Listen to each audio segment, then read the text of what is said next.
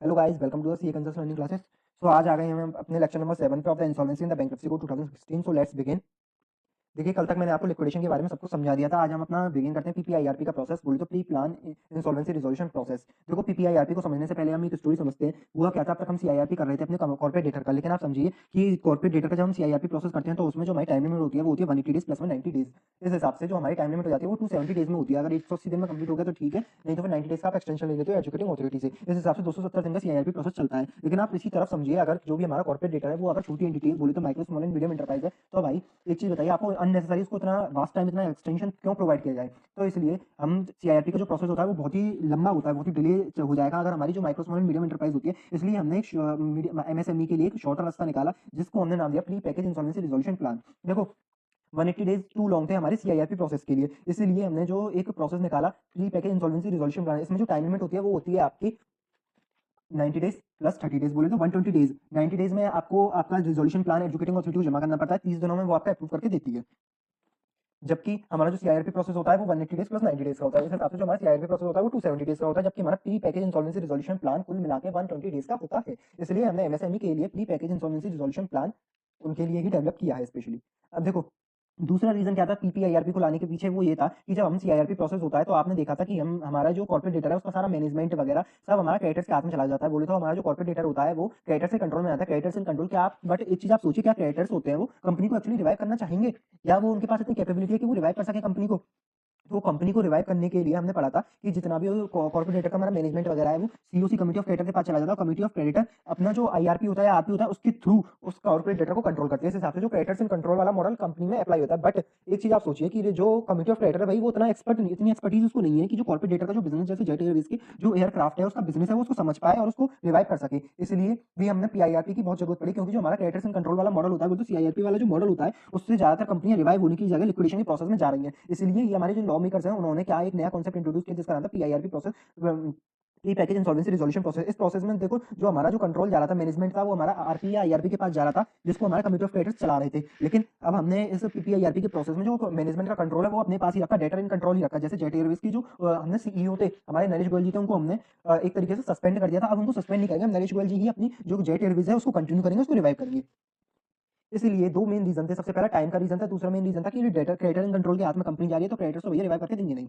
ये हमारे दो कारण थे pre package insurance resolution plan को लाने के पीछे। अब देखो, पीपीआईआरपी का जो कि प्रोसेस हमारा आईबीसी को 2016 का है, इसके बाद ये इंट्रोड्यूस हुआ था हमारा पीपीआईआरपी का कॉन्सेप्ट। इसलिए जो इसके सेक्शन है वो हमारे लॉ मेकर्स ने बीच में 54 जो सेक्शन है उसमें इंट्रोड्यूस करे थे। 54 ए से लेकर 54 ओ तक हमारे पीपीआईआरपी के सेक्शन इंट्रोड्यूस किए गए थे। और जो 54 ए से लेकर 54 ओ तक है, ये हमारा चैप्टर 3 ए में, ये हमारा इंसॉल्वेंसी रिजोल्यूशन जो इंसॉल्वेंसी इन द बैंक्रप्सी को 2016 उसका चैप्टर 3 ए में कवर होते हैं। देखो, अब हमने बात करी थी, सबसे पहले हमने सीआरपी का प्रोसेस समझा था। जब हमने बात करी थी जो डिफॉल्ट होता है उस पे, मतलब एक्टिवेशन किस पॉइंट पे हमारा जो सीआरपी प्रोसेस एक्टिवेट होगा, ऐसे कि हमारा जो पीआईआरपी प्रोसेस है वो एक्टिवेट होगा जब हमारा डिफॉल्ट अमाउंट प्रेस्क्राइब है। सीजी ने जो अमाउंट प्रेस्क्राइब किया है, जैसे प्रेजेंट में 10 लाख है, उससे ज्यादा का अगर डिफॉल्ट करेगा हमारा कॉर्पोरेट डेटा, देन ओनली वो हमारा पीपीआईआरपी की प्रोसेस में जा सकता है। 10 लाख या उससे ज्यादा का डिफॉल्ट। लेकिन हमने लॉ मेकर्स ने जो सेंट्रल गवर्नमेंट है उस पर भी एक लिमिट लगा दिया कि सेंट्रल गवर्नमेंट 1 करोड़ से ज्यादा का फ्रॉड हमारा पीपीआईआरपी के प्रोसेस में कवर नहीं होगा। कहने का मतलब ये है, अगर सेंट्रल गवर्नमेंट 2 करोड़ का फ्रॉड का कहती है कि वो पीपीआईआरपी में कवर होगा, देन इट इज इनवैलिड। केवल हमारा जो सेंट्रल गवर्नमेंट है वो 1 करोड़ से नीचे नीचे का अमाउंट है, इक्वल टू 1 करोड़ ही प्रेस्क्राइब कर सकती है फॉर द पीपीआईआरपी प्रोसेस के लिए। देखो, अब इसमें pre package insolvency resolution plan में एक सबसे इंपॉर्टेंट चीज ये आती है कि जो आपका जो भी है आपका इसमें पीपीआईआरपी में जो प्रोसीडिंग्स चालू करेगा वो होगा कॉर्पोरेट डेटा। जैसे हमने सीआईआरपी में पढ़ा था कि एजुकेटिंग अथॉरिटी को एप्लीकेशन अंडर सेक्शन 7, 9 और 10 में फाइल हो सकती है। Financial data, operation data, corporate data, तीनों लोग जाकर एजुकेटिंग अथॉरिटी से हाथ जोड़ के कह सकते थे भैया हमको अपना सीआईआरपी प्रोसेस स्टार्ट कराना है। बट पीपीआईआरपी के प्रोसेस में केवल हमारा कॉर्पोरेट डेटा है वही जा सकता है एजुकेटिंग अथॉरिटी के पास रिक्वेस्ट लेके कि हमको अपना पीपीआईआरपी का प्रोसेस कंटिन्यू करना है, हमको स्टार्ट करना है। देखो, मैंने आपको टाइम लिमिट बताई पीपीआईआरपी की प्रोसेस की 90 डेज प्लस 30 डेज। 90 डेज क्या होगा, 90 डेज में आप एक रिजोल्यूशन प्लान एजुकेटिंग अथॉरिटी के पास लेके जाएंगे। 90 डेज की आपके पास लिमिट होती है। 90 डेज में कोई भी रिजोल्यूशन प्लान जो भी कमिटी ऑफ डेटा अप्रूव करेगी वो एजुकेटिंग अथॉरिटी को देगी। Educating authority with in period 30 days उसको अप्रूव करेगा या रिजेक्ट करेगा। इस हिसाब से जो ये टोटल प्रोसेस होता है वो 120 डेज में कंप्लीट हो जाता है। अब आप कहेंगे कि 90 डेज में ही रिजोल्यूशन प्लान कैसे बनना है, पॉसिबल है, बट पॉसिबल है क्योंकि इसकी जो भी सारी प्लानिंग होती है, हमारी जो रिजोल्यूशन प्लान की प्लानिंग होती है वो प्री पैकेज होती है, मतलब पहले से ही स्टार्ट हो जाती है, 90 डेज से पहले से ही स्टार्ट हो जाती है। बेसिकली इसका प्रोसेस आपको अभी समझ में आएगा क्या होता है पीपीआईआरपी का प्रोसेस। देखिए, अब तक मैं आपको एक प्रैक्टिकल नॉलेज देता हूँ। अब तक केवल 2 ऐसी कंपनियां जो हमारी पीपीआईआरपी के प्रोसेस में गई हैं। जैसे कि सबसे पहली जो हमारी कंपनी थी जो पीपीआई के प्रोसेस में गई है वो है लूनलैंड इंडिया लिमिटेड, लूनलैंड लिमिटेड। दूसरी जो हमारी कंपनी है जो पीपीआईआरपी के प्रोसेस में गई है वो है हमारी जीसीसीएल इंफ्रा। केवल अब तक 2 ही ऐसी एमएसएमई हैं जो हमारी पीपीआईआरपी के प्रोसेस में गई हैं। ये आपकी for the sake of your practical knowledge relevant है। देखो अब हम बात करते हैं पीपीआईआरपी के प्रोसेस की। पीपीआईआरपी का प्रोसेस होता क्या है, जैसे लूनलैंड लिमिटेड ने क्या किया, मिस्टर राजा का 10 लाख के लोन का डिफॉल्ट कर दिया। मिस्टर राजा ने लूनलैंड को 10 लाख का लोन दिया और मिस्टर जो वो है लूनलैंड लिमिटेड है वो हमारी MSME micro small and medium enterprise है। अब हुआ क्या, मिस्टर राजा का जैसे ही लोन का डिफॉल्ट किया, मिस्टर राजा रोते रोते उन्होंने कहा कि भैया मैं तो एजुकेटिंग अथॉरिटी के पास जाऊंगा जिससे कि तुम्हारा सीआईआरपी प्रोसेस स्टार्ट हो सके। बट जो हमारी लूनलैंड लिमिटेड के ओनर थे मिसेस ममता जो हमारी ओनर थी, उन्होंने कहा कि भैया देखो मिस्टर राजा आपके 10 लाख के लोन का डिफॉल्ट हुआ है, तो आप एक काम कीजिए, आप सीआईआरपी प्रोसेस ना स्टार्ट कीजिए, एजुकेटिंग अथॉरिटी के पास मत जाइए, हम अपने पीपीआईआरपी के प्रोसेस में चले जाते हैं, क्योंकि हम पीपीआईआरपी के प्रोसेस की एलिजिबिलिटी क्राइटेरिया को मीट कर रहे हैं, क्योंकि हमें एमएसएमई भी है, प्लस जो आपका डिफॉल्ट है वो 10 लाख रुपए का है। आपका जो डिफॉल्ट है वो 10 लाख रुपए का है। इधर मैंने 10 सीआर लिख दिया गलती से, आप इसको 10 लाख कर देना। जो हमारा डिफॉल्ट है वो भी हमारा 10 लाख की लिमिट में कवर हो रहा है, इसलिए आप हमारे अगेंस्ट पीपीआईआरपी प्रोसेस स्टार्ट कीजिए। बट मिस्टर राजा बोले कि मैं तो पीपीआईआरपी का प्रोसेस स्टार्ट कर ही नहीं सकता, क्योंकि लॉ में साफ साफ लिखा है कि कॉर्पोरेट डेटर ही स्टार्ट कर सकता है। इसलिए जो मिसेस ममता थी उन्होंने कहा कि कोई नहीं, हम जाते हैं एजुकेटिंग अथॉरिटी के पास अपना पीपीआईआरपी का प्रोसेस स्टार्ट करने। अब जो मिस्टर राजा है वो क्यों मानेंगे पीपीआईआरपी के प्रोसेस के लिए, पीपीआईआरपी के प्रोसेस के लिए इसलिए मानेंगे क्योंकि जो मिस्टर ममता है वो उनको एक resolution plan, base resolution plan बना के देंगे कि भैया ऐसे ऐसे में आपका जो 10 लाख रुपीज है वो रिकवर करके दूंगी। बेसिकली स्टोरी क्या चल रही है, लूनलैंड इंडिया लिमिटेड ने मिस्टर राजा का 10 लाख के लोन का डिफॉल्ट किया, वो हमारी पीपीआई की एलिजिबिलिटी क्राइटेरिया मीट कर रही है। मिस्टर राजा चाहते हैं कि वो सीआईआरपी का प्रोसेस स्टार्ट करें, बट जो ओनर थी मिसेस ममता, उन्होंने कहा देखिए आप पीपीआईआरपी का प्रोसेस स्टार्ट कीजिए, क्योंकि सीआईआरपी का अगर प्रोसेस स्टार्ट करेंगे तो हमारा मॉनिटरियम अंडर सेक्शन 14 अप्लाई हो जाएगा, जिससे कि हमारी कंपनी का पूरा बिजनेस रुक जाएगा, हम तो और बर्बाद होते चले जाएंगे। इसलिए हम क्या करते हैं, आपको एक बेस रिजोल्यूशन प्लान बीआरपी बना के देंगे, ये बीआरपी बना के देंगे, जिसमें हम आपको बताएंगे कि कैसे कैसे हम आपके लोन का पेमेंट करेंगे। मिस्टर राजा उस बीआरपी से अगर सेटिस्फाई हो जाते हैं देन इट्स ओके। फिर जो मिस्टर ओनर है मिस्टर ममता वो जाएंगे एजुकेटिंग अथॉरिटी के पास कि हमारा पीपीआईआरपी का प्रोसेस स्टार्ट कर दीजिए। देखो पीपीआईआरपी के प्रोसेस में मैंने आपको बताया सेक्शन 54 ए से लेकर 54 ओ तक हमारे सेक्शन होते हैं पीपीआईआरपी के। देखो जैसा कि हमारा एसपीएम का एग्जाम है तो हमको सेक्शन याद करने की कोई भी जरूरत नहीं है, प्लस में आपको केवल सेक्शन की प्रैक्टिकल नॉलेज होनी जरूरी है कि सेक्शन हमसे कहना क्या चाहता है। देखो जैसे 54A का जो हमारा सेक्शन है उसमें साफ साफ लिखा गया है कि जो एप्लीकेशन फॉर पीपीआईआरपी के लिए एलिजिबिलिटी क्राइटेरिया बताया गया है, कौन कर सकता है, केवल कॉर्पोरेट डेटर जो कि हमारा एमएसएमई है वही हमारा पीपीआई के प्रोसेस में जा सकता है, जो कि हमारी 8 कंडीशनों को सेटिस्फाई करता है। अब वो 8 कंडीशन कौन सी है, 8 कंडीशन बहुत ही बेसिक कंडीशन है। वो बेसिक कंडीशन क्या है, सबसे पहली कंडीशन हमसे कहती है कि जो हमारा कॉर्पोरेट डेटर है वो हमारा पीपीआईआरपी और के प्रोसेस में नहीं गया होना, नॉट अंडरगोन द पीपीआईआरपी और completed CIRP during the last 3 year. कहने का मतलब ये है जो हमारा जीसीसीएल इंफ्रा है वो पिछले 3 सालों में उसका कोई भी सीआईआरपी प्रोसेस कंप्लीटेड नहीं होना चाहिए, मतलब वो पहले किसी भी सीआईआरपी प्रोसेस में नहीं जानी चाहिए। मतलब जैसे आज की डेट में उसका पीपीआईआरपी प्रोसेस हम चालू करवाना चाहते हैं, तो पिछले 3 सालों में कहीं उसका कोई पीपीआईआरपी का प्रोसेस पहले भी तो चालू नहीं है, या फिर कोई भी कंप्लीटेड सीआईआरपी प्रोसेस तो नहीं हो चुका है, या फिर ऐसा कोई भी आज से पहले उसके अगेंस्ट कोई भी सीआईआरपी का प्रोसेस की एप्लीकेशन फाइल तो नहीं है कॉर्पोरेट डेटर के अगेंस्ट, जैसे जीसीसीएल इंफ्रा के अगेंस्ट कोई भी सीआईआरपी की एप्लीकेशन पेंडिंग तो नहीं है, कोई लिक्विडेशन का ऑर्डर तो पास नहीं हो गया जीसीसीएल इंफ्रा के अगेंस्ट। ये कंडीशन है हमारी, एलिजिबिलिटी टेस्ट चेक कर रहे हैं। चौथा क्या है, चौथी कंडीशन बोलती है हमारी जो हमारा कॉर्पोरेट डेटर है वो एलिजिबल होना चाहिए अंडर सेक्शन 29। 29 नहीं आपको याद आ रहा है क्या, 29 देखो मैंने आपको पढ़ाया था, वो बात करता था हमारी रिजोल्यूशन एप्लीकेंट की एलिजिबिलिटी क्राइटेरिया के बारे में, उसकी मैंने आपको मेमोरी ट्रिक बताई, सीआईडी 164 की गारंटी दी उन्होंने। तो मतलब क्या है, अगर जो हमारा कॉर्पोरेट डेटर है वो रिजोल्यूशन एप्लीकेंट की एलिजिबिलिटी क्राइटेरिया को मीट करेगा देन ओनली वो पीपीआईआरपी के प्रोसेस को स्टार्ट कर सकता है। जैसे जीसीसीएल इंफ्रा सीआईडी के प्रोसेस, मतलब सीआईडी C4 क्या होता है हमारा कॉन्वेक्ट वाला प्रोविजन था, आई फॉर इंडिस्चार्ज इंसॉल्वेंट नहीं होना, अनडिस्चार्ज इंसॉल्वेंट नहीं होना चाहिए, डी फॉर तुम्हारा बिल्कुल डिफॉल्टर नहीं होना चाहिए, ए फॉर कोई भी उसका जो बैंक अकाउंट है वो एनपीए नहीं होना चाहिए, ए फॉर कोई भी ऐसी ट्रांजैक्शन जो प्रूफ वाली मेंटेन नहीं होना चाहिए, सेबी ने किसी को प्रोहिबिट नहीं कर रखा होना चाहिए, 164 में डिस्क्वालीफाई नहीं होना चाहिए, गारंटी वगैरह का कोई भी डिफॉल्ट नहीं होना चाहिए। ये सारी कंडीशन अगर हमारा जीसीसीएल इंफ्रा मीट करता है then only he can apply for the PPIRP process. अब हम बात करते हैं, देखो रिजोल्यूशन जो हमारा आरपी है, जो हमारा पीपीआईआरपी का प्रोसेस है उसमें हमारा आईआरपी नहीं होता, इंसॉल्वेंसी रिजोल्यूशन प्रोफेशनल नहीं होता, उसकी जगह होता है हमारा रिजोल्यूशन प्रोफेशनल।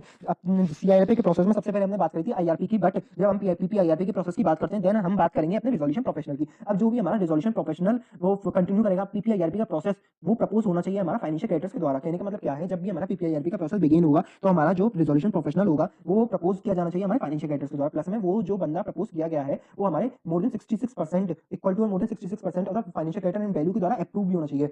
कहने का मतलब ये है जब पीपीआईआरपी का प्रोसेस बिगिन होगा उसमें जो भी बंदा रिजोल्यूशन प्रोफेशनल बनेगा वो रिकमेंड होना चाहिए फाइनेंशियल क्रेडिटर्स के द्वारा, प्लस में वो अप्रूव भी होना चाहिए more than equal to 66% of the financial creditors के द्वारा। 6 पॉइंट की बात करते हैं, 6 कंडीशन क्या कहती है हमसे, 6 कंडीशन कहती है कि जो मेजॉरिटी ऑफ डायरेक्टर या पार्टनर है, जो भी director in case of the आपका कॉर्पोरेट डेटर है, partner in case of the आपकी लिमिटेड लायबिलिटी पार्टनरशिप है, देन उनको डिक्लेरेशन देनी पड़ेगी। डिक्लेरेशन किस रेस्पेक्ट में देंगे, जो पीपीआईआरपी की एप्लीकेशन है वो कॉर्पोरेट डेटर के द्वारा विद इन द टाइम जो कि हमारा 90 डेज एंड 90 डेज के अंदर कॉर्पोरेट डेटर हमारा एजुकेटिंग अथॉरिटी के पास पीपीआईआरपी की एप्लीकेशन फाइल कर देगा। दूसरा क्या देगा वो कि जो हम पीपीआईआरपी के प्रोसेस में जा रहे हैं, हम जो जीसीसीएल इंफ्रा है, हम पीपीआईआरपी के प्रोसेस में जा रहे हैं, हम किसी को डिफ्रॉड की इंटेंशन से नहीं जा रहे, मतलब हम कोई भी फ्रॉड करने की इंटेंशन से पीपीआईआरपी प्रोसेस में नहीं जा रहे हैं। तीसरा पॉइंट क्या कहता है, तीसरा पॉइंट कहता है कि name of the IP proposed and approve, जो डायरेक्टर है वो किस चीज के बारे में डिक्लेरेशन देंगे, वो ये डिक्लेरेशन देंगे जो भी हमारा आईपी, जो भी आईपी है, जो हमारा आरपी बनेगा, मतलब इंसॉल्वेंसी प्रोफेशनल, जो भी हमारा रिजोल्यूशन प्रोफेशनल बनेगा वो हमारा अप्रूव, जो हमारा प्रपोज किया गया फाइनेंशियल क्रेडिटर्स के द्वारा प्लस में 66% के द्वारा वो ही अप्रूव किया गया है। 7 पॉइंट पढ़ते हैं। 7 पॉइंट क्या कहता है कि मेंबर अप्रूव सच एप्लीकेशन। कहने का मतलब क्या है, जो जैसे कि कॉर्पोरेट डेटा इस केस में हमारा जैसे जीसीसीएल इंफ्रा है, तो उसके जो मेंबर्स हैं उन्होंने शेयर वो क्या बोलते हैं उसको, स्पेशल रेजोल्यूशन एसआर पास कर दिया होना चाहिए, और एसआर पास कर देना चाहिए। अगर वो लिमिटेड लाइबिलिटी पार्टनरशिप है तो फिर जो आपका 3/4 ऑफ द पार्टनर है उनका अप्रूवल भी लेना पड़ेगा कि वो लोग राजी हैं, जो हमारे स्पेशल वो एसआर पास करके स्पेशल रेजोल्यूशन पास करके वो लोग राजी हो गए हैं कि जो जीसीसीएल इंफ्रा है उसका हम इन वो पीपीआईआरपी का प्रोसेस स्टार्ट करेंगे।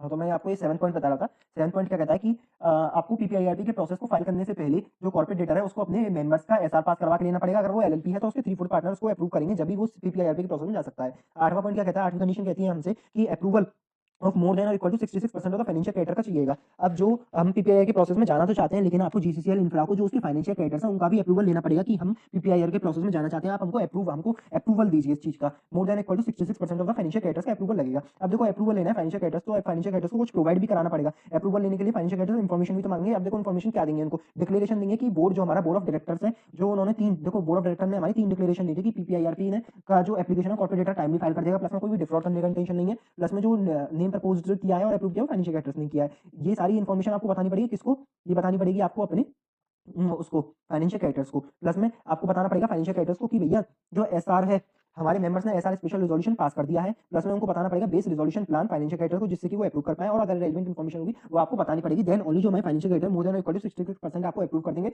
आप जब भी हमारे पीआईपी के प्रोसेस में जा सकते हैं।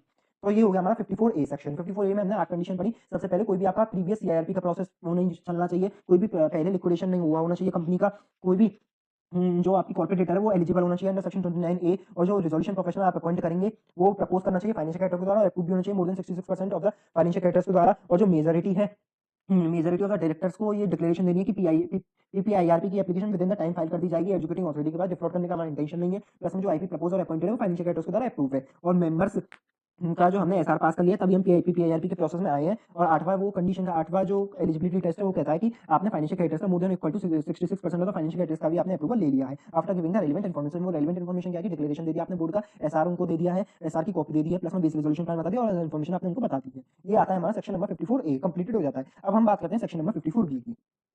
देखो 54B बात क्या करता है, हमारा duties of the resolution professional before PPIRP process. देखो पीपीआईआरपी प्रोसेस में जो हमारा बंदा काम करेगा, इंसॉल्वेंसी प्रोफेशनल जो बंदा होता है उसको हमने नाम दिया रिजोल्यूशन प्रोफेशनल। जो रिजोल्यूशन प्रोफेशनल बंदा काम करेगा तो उसकी कुछ ड्यूटीज भी तो होंगी। ड्यूटीज कब की बात कर रहे हैं, ड्यूटीज बात करें बिफोर पीपीआईआरपी प्रोसेस की, मतलब जो pre plan insolvency resolution process के बिगिन होने से पहले भी तो उसकी कुछ ड्यूटीज होंगी। उसकी प्रोसेस बिगिन होने से पहले क्या ड्यूटी है, ड्यूटी उसकी ये है कि वो एक रिपोर्ट प्रिपेयर करेगा किस चीज के बारे में, कि जो रिक्वायरमेंट थी अंडर सेक्शन 54A की वो मीट हो चुकी है, मतलब जो 8 कंडीशन थी वो हमारे कॉर्पोरेट डेटा जीसीसीएल इंफ्रा ने सेटिस्फाई कर दी है। दूसरा वो क्या उसकी ड्यूटी है, वो उसकी ड्यूटी है कि वो बोर्ड के साथ एक रिपोर्ट फाइल करेगा। बोर्ड कौन सा है, हमारा insolvency and bankruptcy board of India के पास। बोर्ड मतलब बोर्ड ऑफ डायरेक्टर नहीं, आईबीबीआई के पास एक रिपोर्ट फाइल करेगा कि जो जीसीसीएल इंफ्रा है उसने हमारा 54A में जो कंडीशन थी उनको कंप्लायंस कर लिया है, प्लस में और भी कोई अदर रिपोर्ट अदर कोई भी इन्फॉर्मेशन होगी तो उनके पास फाइल कर देगा वो। अब जो ड्यूटीज हैं जो रिजोल्यूशन प्रोफेशनल की वो सीज कब हो जाती हैं, ये जो 2 ड्यूटीज है, केवल मैं इन 2 ड्यूटीज की बात कर रहा हूँ, ये सीज कब होंगी जब आपने या तो आपकी एप्लीकेशन को रिजेक्ट कर दिया है एजुकेटिंग अथॉरिटी ने, या फिर आपकी एप्लीकेशन एडमिट हो गई है। देन अगर आपकी एप्लीकेशन एडमिट हो जाती है तो रिजोल्यूशन प्रोफेशनल की ये वाली ड्यूटी सीज हो जाएंगी, आगे उसकी ड्यूटी और कंटिन्यू होंगी। मतलब ये जो 2 ड्यूटीज है वो सीज हो जाएंगी और नई ड्यूटीज हमारी रिजोल्यूशन प्रोफेशनल पे डाल दी जाएंगी। या फिर दूसरा केस बनता है कि हमारी एप्लीकेशन फाइल ही नहीं करी गई है, एप्लीकेशन फाइल करी गई है as per the board declaration, board ने हमको बता बोर्ड ने डिक्लेरेशन दिया कि 90 डेज के अंदर अंदर जो हमारा एप्लीकेशन है वो फाइल कर दी जाएगी विद द एजुकेटिंग अथॉरिटी के पास, बट वो जो एप्लीकेशन पीपीआईआरपी की एप्लीकेशन एजुकेटिंग अथॉरिटी के पास टाइम में फाइल हुई नहीं है। कहने का मतलब ये है कि आपकी एप्लीकेशन या तो एक्सेप्ट हो गई या रिजेक्ट हो गई। देन उस केस में आपकी जो ड्यूटीज है आरपी की जो 2 ड्यूटीज है कि उसको ये एलिजिबिलिटी टेस्ट करनी है प्लस बोर्ड को रिपोर्ट करना है, वो सीज हो जाएंगी। और दूसरा केस ये होता है कि आपके जो बोर्ड ने डिक्लेरेशन दिया था भैया टाइम लिमिट में आपकी एप्लीकेशन सबमिट करेंगे एजुकेटिंग अथॉरिटी को, बट वो सबमिट नहीं करी with in a time limit. अब देखो सेक्शन 54C क्या बात कर रहा है, सी बात करता है हमारा एप्लीकेशन टू इनिशिएट द पीपीआईआरपी, पीपीआईआरपी को इनिशिएट करने के लिए एप्लीकेशन की बात करता है। अब देखो ये प्रोसेस की बात बताता है, कॉर्पोरेट डेटा जैसे हमारा जीसीसीएल इंफ्रा है, उसने एप्लीकेशन दी हमारी एजुकेटिंग अथॉरिटी को कि भैया मेरा पीपीआईआरपी का प्रोसेस चालू कर दीजिए। एप्लीकेशन में क्या देगा, वो एप्लीकेशन में देगा कि एक तो जो उन्होंने स्पेशल रिजोल्यूशन ऐसा पास किया होगा प्लस में फाइनेंशियल क्रेडिटर्स का जो भी अप्रूवल लिया है, डिक्लेरेशन ऑफ डायरेक्टर, ये सारी चीजें फाइल करेगा। प्लस में वो एप्लीकेशन के साथ एजुकेटिंग अथॉरिटी को देगा कि हमने जो आईपी प्रपोज किया है उसका नाम बताएगा और उसका रिटर्न कंसेंट भी एजुकेटिंग अथॉरिटी को सेंड करेगा। तीसरा क्या देगा वो, अवॉइडेबल ट्रांजेक्शन बनाएगा। अवॉइडेबल ट्रांजेक्शन मैंने आपको बताया था कि वाली ट्रांजेक्शन, प्रेफरेंशियल, अंडरवैल्यूड, फ्रॉडलेंट और तुम्हारे एग्जॉस्टेंट जो भी ट्रांजेक्शन एंटर हुई होंगी, उन ट्रांजेक्शनों के बारे में हमारे एजुकेटिंग अथॉरिटी को बताएगा कि भैया एजुकेटिंग अथॉरिटी हमने ड्यूरिंग द अपनी वर्किंग ये सारी ट्रांजेक्शन एंटर करी है और इनमें से ये ट्रांजेक्शन हमारी प्यूफ ट्रांजेक्शन है। प्यूफ बोले तो प्रेफरेंशियल अंडरवैल्यूड है और एग्जॉस्टिनेट है, फ्रॉडलेंट ट्रांजेक्शन है, ये ट्रांजेक्शन हमारी फ्रॉडलेंट है। अब फिर ये अवॉइडेबल ट्रांजेक्शन की लिस्ट फाइल कर देगा, प्लस में उनको डिक्लेरेशन दे देगा ये हमारी ट्रांजेक्शन वो है। प्लस और क्या बताएगा एप्लीकेशन के साथ, वो बताएगा कि अपनी बुक्स ऑफ अकाउंट्स के बारे में और अदर डॉक्यूमेंट अगर उसको कुछ बताना होगा तो एजुकेटिंग अथॉरिटी को बता देगा वो एप्लीकेशन फाइल करते समय। एजुकेटिंग अथॉरिटी 14 दिन का समय लेगी, या तो एप्लीकेशन अप्रूव कर देगी या रिजेक्ट कर देगी। जैसे ही उसने एप्लीकेशन को रिजेक्ट किया किस ग्राउंड पे कि एप्लीकेशन कंप्लीट नहीं थी, तो सेम सीआईआरबी प्रोसेस की तरह 7 दिन देंगे हम उसको कॉर्पोरेट डेटा को, भैया 7 दिनों के अंदर अपनी एप्लीकेशन को रेक्टिफाई करके हमारे पास दोबारा ले आना। जैसे ही एप्लीकेशन अप्रूव कर देगा 14 दिन के अंदर अंदर, देन उस डेट को हम करेंगे pre plan insolvency commencement date. Pre package बोल लो या प्री प्लान बोल लो, एक ही चीज है। Pre package insolvency commencement date, PPICD date, वो बन जाएगी। सेक्शन 54 डी फॉर हमारी होती है deadline. D for deadline, deadline का मतलब क्या है, पीपीआईआरपी प्रोसेस की डेडलाइन क्या है। देखो डेडलाइन पीपीआईआरपी की प्रोसेस की मैंने आपको शुरुआत में बताया कि 120 डेज में आपका पीपीआईआरपी का प्रोसेस कंप्लीट हो जाना चाहिए। अब देखो 90 डेज में क्या होगा, 90 डेज के अंदर क्या होता है कि जो भी हमारा रिजोल्यूशन प्लान, जो भी हमारा वो फाइनेंशियल क्रेडिटर्स होते हैं, अपना रिजोल्यूशन एप्लीकेंट जो प्रपोज करते हैं, जो रिजोल्यूशन एप्लीकेंट प्रपोज होता है वो 7 दिन के अंदर कमिटी ऑफ क्रेडिटर्स बनाता है। कमिटी ऑफ क्रेडिटर्स बनाने के बाद 7 दिन के अंदर उनकी फर्स्ट मीटिंग होती है। ये आपका नेक्स्ट सेक्शन है, अभी बताता हूं मैं आपको। जैसे कमिटी ऑफ क्रेडिटर कंस्टिट्यूट हो जाती है, वो बहुत सारे जो रिजोल्यूशन प्लान होते हैं उनको इवैल्यूएट वगैरह करती है। देन एक रिजोल्यूशन प्लान भेजती है हमारी 90 डेज के अंदर अंदर एजुकेटिंग अथॉरिटी को। 90 डेज में जैसे एजुकेटिंग अथॉरिटी को एक रिजोल्यूशन प्लान मिलता है, रिजोल्यूशन प्लान मिलने के बाद वो 30 दिन में अप्रूव करेगा या रिजेक्ट करेगा। एजुकेटिंग अथॉरिटी बोलते हैं एनसीएलटी, उस प्लान को एक्सेप्ट करेगा या रिजेक्ट करेगा।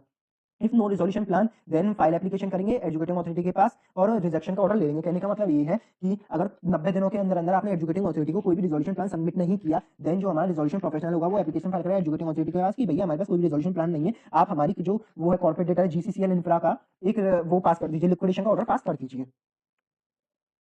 90 डेज के अंदर अंदर जो resolution plan approve by the COC वो एजुकेटिंग अथॉरिटी को जाएगा। Educating authority with in period 30 days आपको या तो एक्सेप्ट करेगी या रिजेक्ट करेगी। अगर आपके पास कोई भी रिजोल्यूशन प्लान नहीं है 90 दिनों के अंदर, तो आप एजुकेटिंग अथॉरिटी को एप्लीकेशन लिख के देना कि भैया हमारे पास कोई भी प्लान नहीं है। देन एजुकेटिंग अथॉरिटी आपको ऑर्डर पास कर देगी कि आपका जो लिक्विडेशन करवा दिया जाएगा।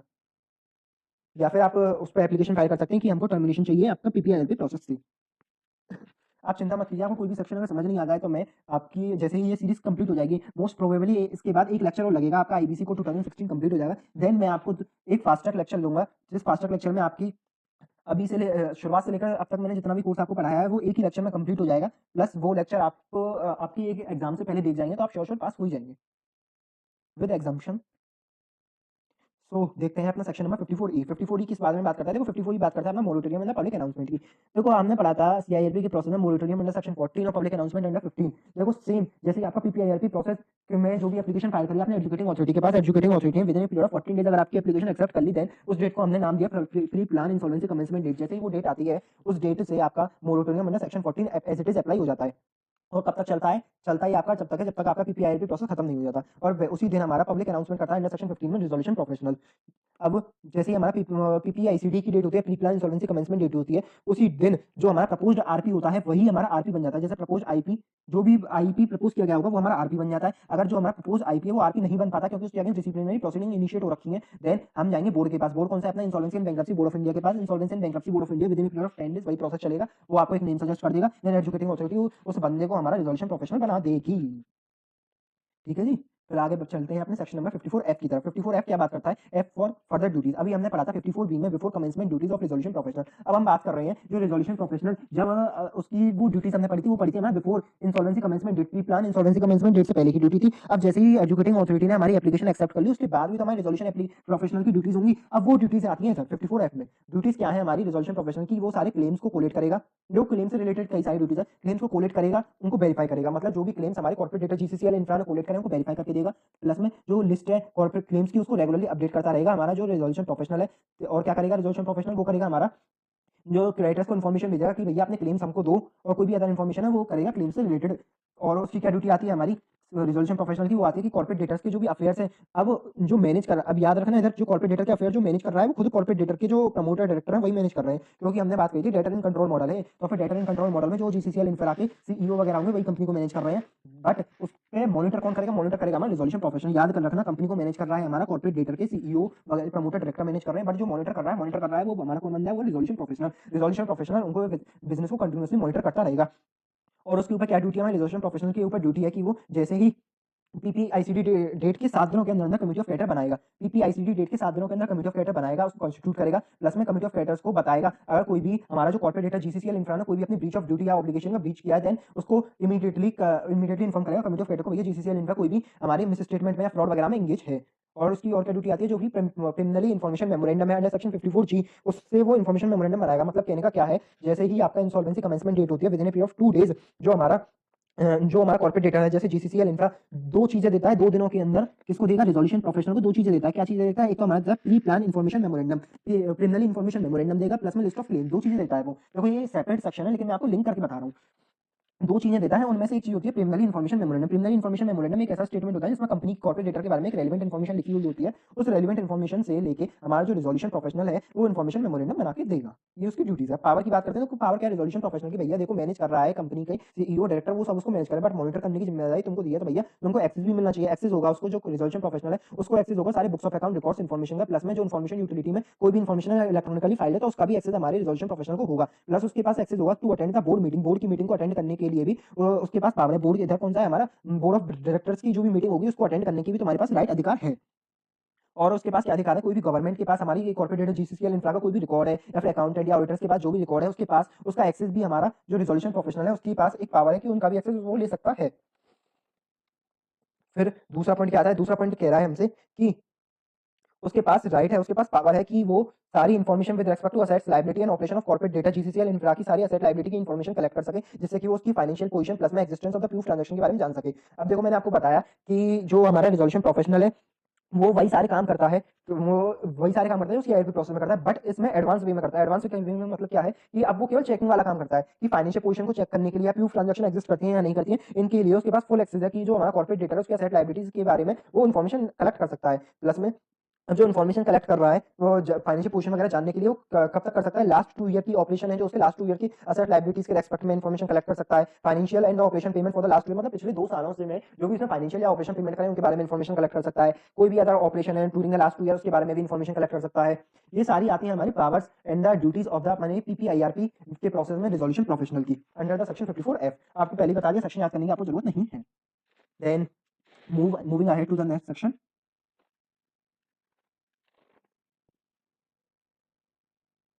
मैं आपको एक चीज़ बता दूं, जो पीपीआईआरपी का प्रोसेस है ना, ये बहुत ही इंपॉर्टेंट, बहुत ही रेलिवेंट है आपके एग्जाम के लिए, एसपीएम के लिए, इसलिए मैंने आपको एक सेपरेट लेक्चर इसका दिया है, जिससे आप कभी भी रिवीजन करने बैठे तो इसको आप 2x में वीडियो को सुने और फास्टली अपना रिवीजन इससे तैयार कर सकें। देखिए आप 54G की बात करते हैं। जी सेक्शन क्या कहता है हमारा? 54G कहता है list of claims and the preliminary information memorandum. वही मैंने आपको बताया जैसे कि हमारा इंसॉल्वेंसी कमेंसमेंट डेट होती है, जैसे कॉर्पोरेट डेटा जैसे हमारा पीपीआईसीडी होती है, pre plan insolvency commencement date होती है, उस दिन से within 2 days of the pre plan insolvency commencement date हमारा कॉर्पोरेट डेटा रिजोल्यूशन एप्लीकेंट को 2 चीजें देता है, रिजोल्यूशन प्रोफेशनल को 2 चीजें देगा। मतलब जैसे ही हमारी इंसॉल्वेंसी कमेंसमेंट डेट होगी उसके 2 दिनों के अंदर हमारा कॉर्पोरेट डेटा रिजोल्यूशन प्रोफेशनल को 2 चीजें देगा। सबसे पहले लिस्ट ऑफ क्लेम्स देगा, प्लस में हमारा देगा प्रिलिमिनरी इन्फॉर्मेशन मेमोरेंडम। मैंने बताया प्रिलिमिनरी इन्फॉर्मेशन मेमोरेंडम में ऐसी कुछ रेलिवेंट इन्फॉर्मेशन लिखी हुई होती है जो कि आपकी formation of the resolution plan के लिए वेरी इंपॉर्टेंट होती है। अब अगर कोई भी ऐसी if any person sustain the losses due to the misstatement और ओमिशन, कहने का मतलब क्या है कि लिस्ट ऑफ क्लेम जो आपका कॉर्पोरेट डेटा रिजोल्यूशन प्रोफेशनल को दे रहा है, अब कॉर्पोरेट डेटा जीसीसीएल इनका अगर किसी भी फाइनेंशियल क्रेडिटर या ऑपरेशन क्रेडिटर का नाम इस लिस्ट में से हटा देता है तो फिर उस व्यक्ति को जो ऑपरेशन क्रेडिटर फाइनेंशियल क्रेडिटर को कोई भी लॉस होता है, देन उस लॉस को जो बियर करेगा, उस लॉस को कंपेंसेट करेगा वो प्रमोटर एंड डायरेक्टर रिस्पांसिबल होंगे उस कंपनी के कि उस बंदे को वो कंपेंसेट करें। मतलब बेसिकली आप कोई भी फ्रॉड वगैरह करते हैं वो लिस्ट ऑफ क्लेम्स देने में, देन जो प्रमोटर और डायरेक्टर है वो of the corporate debtor GCCL infra के वो रिस्पांसिबल होंगे। एक्सेप्शन क्या होता है? एक्सेप्शन ये होगा अगर वो प्रमोटर और डायरेक्टर उनकी जानकारी में ही नहीं था कि ऐसा कोई भी क्रेडिटर कंपनी का एग्जिस्ट करता है, देन वो उस केस में वो बच जाएंगे। उस केस में उनके ऊपर वो लायबिलिटी नहीं आती कि भाई तुमको उसका कंपनसेशन देना है। Section number 54H। एच क्या बात करता है? एच बात करता है management of the corporate data. Management of the corporate data की बात करता है 54H। 54H में हमने बात करी है देखो कि जो अब पीपीआईआरपी का प्रोसेस मैंने बताया डेटा एंड कंट्रोल मॉडल है, तो फिर जो आपका जो मैनेजमेंट होगा वो भी हमारा जो वेस्ट जो मैनेजमेंट होगा वो केवल बोर्ड ऑफ डायरेक्टर और पार्टनर जो ओरिजिनल बोर्ड ऑफ डायरेक्टर और पार्टनर है उन्हीं के हाथ में होगा। जैसे जीसीसीएल इंफ्रा को जो भी बोर्ड ऑफ डायरेक्टर्स होंगे और जैसे कोई भी एलएलपी होगी उसके पार्टनर होंगे, उन्हीं के हाथों में हम मैनेजमेंट रहने देंगे, उनसे मैनेजमेंट बेसिकली छीनेंगे नहीं, क्योंकि डेटा एंड कंट्रोल मॉडल है। अब उनके ऊपर क्या रिस्पॉन्सिबिलिटी बनती है, जो हमारे बोर्ड और पार्टनर है उनके ऊपर रिस्पॉन्सिबिलिटी है। जब तुमको मैनेजमेंट दिया है तो तुमको प्रोटेक्ट एंड प्रिजर्व करना है असेट्स को, अपनी असेट्स को प्रोटेक्ट करना है, प्लस में जो अपने ऑपरेशन है ऐसे कंटिन्यू करने हैं जैसे कि आप गोइंग कंसर्न में। ये चीज हम सीआईआरपी में भी पढ़ चुके हैं, लेकिन जब हमने पढ़ा था कि आपका जो रिजोल्यूशन प्रोफेशनल था आईआरपी था, वो उसकी जिम्मेदारी थी कि ये गोइंग कंसर्न में कंटिन्यू करे और असेट्स की कस्टडी रखे। बट क्योंकि हम मैनेजमेंट वगैरह सारी चीजें हमने उन्हीं को दे रखी है, ओनर्स को दे रखी है, बोर्ड ऑफ डायरेक्टर या पार्टनर्स को दे रखी है, देन उनकी जिम्मेदारी है कि वो असेट्स की कस्टडी, सेफ कस्टडी रखें, प्लस में जो कंपनी के ऑपरेशन है वो गोइंग कंसर्न में रखें। वो सारी चीजें करें जिससे कंपनी का जो ऑपरेशन है वो गोइंग कंसर्न में रहे। सेक्शन 54 आई क्या बात करता है? देखो 54 आई बात करता है, सबसे पहले टाइमलाइन समझिए। जैसे ही अपना कॉर्पोरेट डेटर ने एप्लीकेशन दी हमारी एजुकेटिंग अथॉरिटी को 14 दिनों के अंदर कि हमको अपना पीपीआईएलपी का प्रोसेस स्टार्ट कराना है, 14 दिन में हमारी एजुकेटिंग अथॉरिटी या तो उसको अप्रूव करेगी या रिजेक्ट करेगी। जैसे ही उसने अप्रूव कर दिया हमारा, देन 2 दिनों के अंदर अंदर मैंने बताया आपको लिस्ट ऑफ क्लेम्स देना है, प्लस में प्रिलिमिनरी इन्फॉर्मेशन मेमोरेंडम देना है रिजोल्यूशन प्रोफेशनल को, कॉर्पोरेट डेटर को देना है, रिजोल्यूशन प्रोफेशनल को 2 दिनों के अंदर अंदर, और पीपीआईसीडी डेट से 7 दिनों के अंदर अंदर आपको कमिटी ऑफ क्रेडिटर कंस्टिट्यूट करनी पड़ेगी। कमिटी ऑफ क्रेडिटर जैसे ही आप कंस्टिट्यूट करेंगे, किसके बेसिस पर कमिटी ऑफ क्रेडिटर कंस्टिट्यूट होगी? Committee of creditor constitute based on the claims की बेसिस पे हमारी कमिटी ऑफ क्रेडिटर 7 दिनों के अंदर अंदर इंसॉल्वेंसी कमेंसमेंट डेट से कंस्टिट्यूट हो जाएगी। अब क्लेम्स की बेसिस पे होगी, अब क्लेम्स तो रेगुलरली चेंज होते रहते हैं, अपडेट होते रहते हैं, क्योंकि क्रेडिटर्स एक ही बार में अपनी क्लेम सबमिट नहीं करते। जैसे जैसे क्लेम्स अपडेट होंगे वैसे वैसे हमारी कमिटी ऑफ क्रेडिटर्स भी अपडेट होती रहेगी। 7 दिनों के अंदर अंदर कमिटी ऑफ क्रेडिटर बनी, जैसे ही 7 दिनों में कमिटी ऑफ क्रेडिटर बनी, जिस दिन कमिटी ऑफ क्रेडिटर बनी उसके 7 दिनों के अंदर अंदर कमिटी ऑफ क्रेडिटर की फर्स्ट मीटिंग होनी जरूरी है। यही लिखा हुआ है हमारे सेक्शन 54 आई में, कमिटी ऑफ क्रेडिटर्स के बारे में बताता है। और ये हमको बताता है कि जैसे सेक्शन 21 में हमारा सीआईआरपी प्रोसेस में जो सेक्शन 21 था उसमें जो कमिटी ऑफ क्रेडिटर की फॉर्मुलेशन की बात लिखी हुई थी, वैसे ही सेम इसमें एज इट इज अप्लाई होती है। बेसिकली कहने का है जैसे कोई फाइनेंशियल क्रेडिटर नहीं है, देन 18 ऑपरेशन क्रेडिटर्स होंगे, एक वर्कमैन का आदमी होगा, एक एम्प्लॉय का आदमी होगा, सेम वही चीजें लिखी हुई है। कमिटी ऑफ क्रेडिटर्स में वो बंदा नहीं बैठेगा, वो फाइनेंशियल क्रेडिटर नहीं बैठेगा जो रिलेटेड पार्टी है, वही सारी चीजें एज इट इज इसको अप्लाई हो जाएंगी 54 आई को। अब टाइमलाइन समझ गए आप।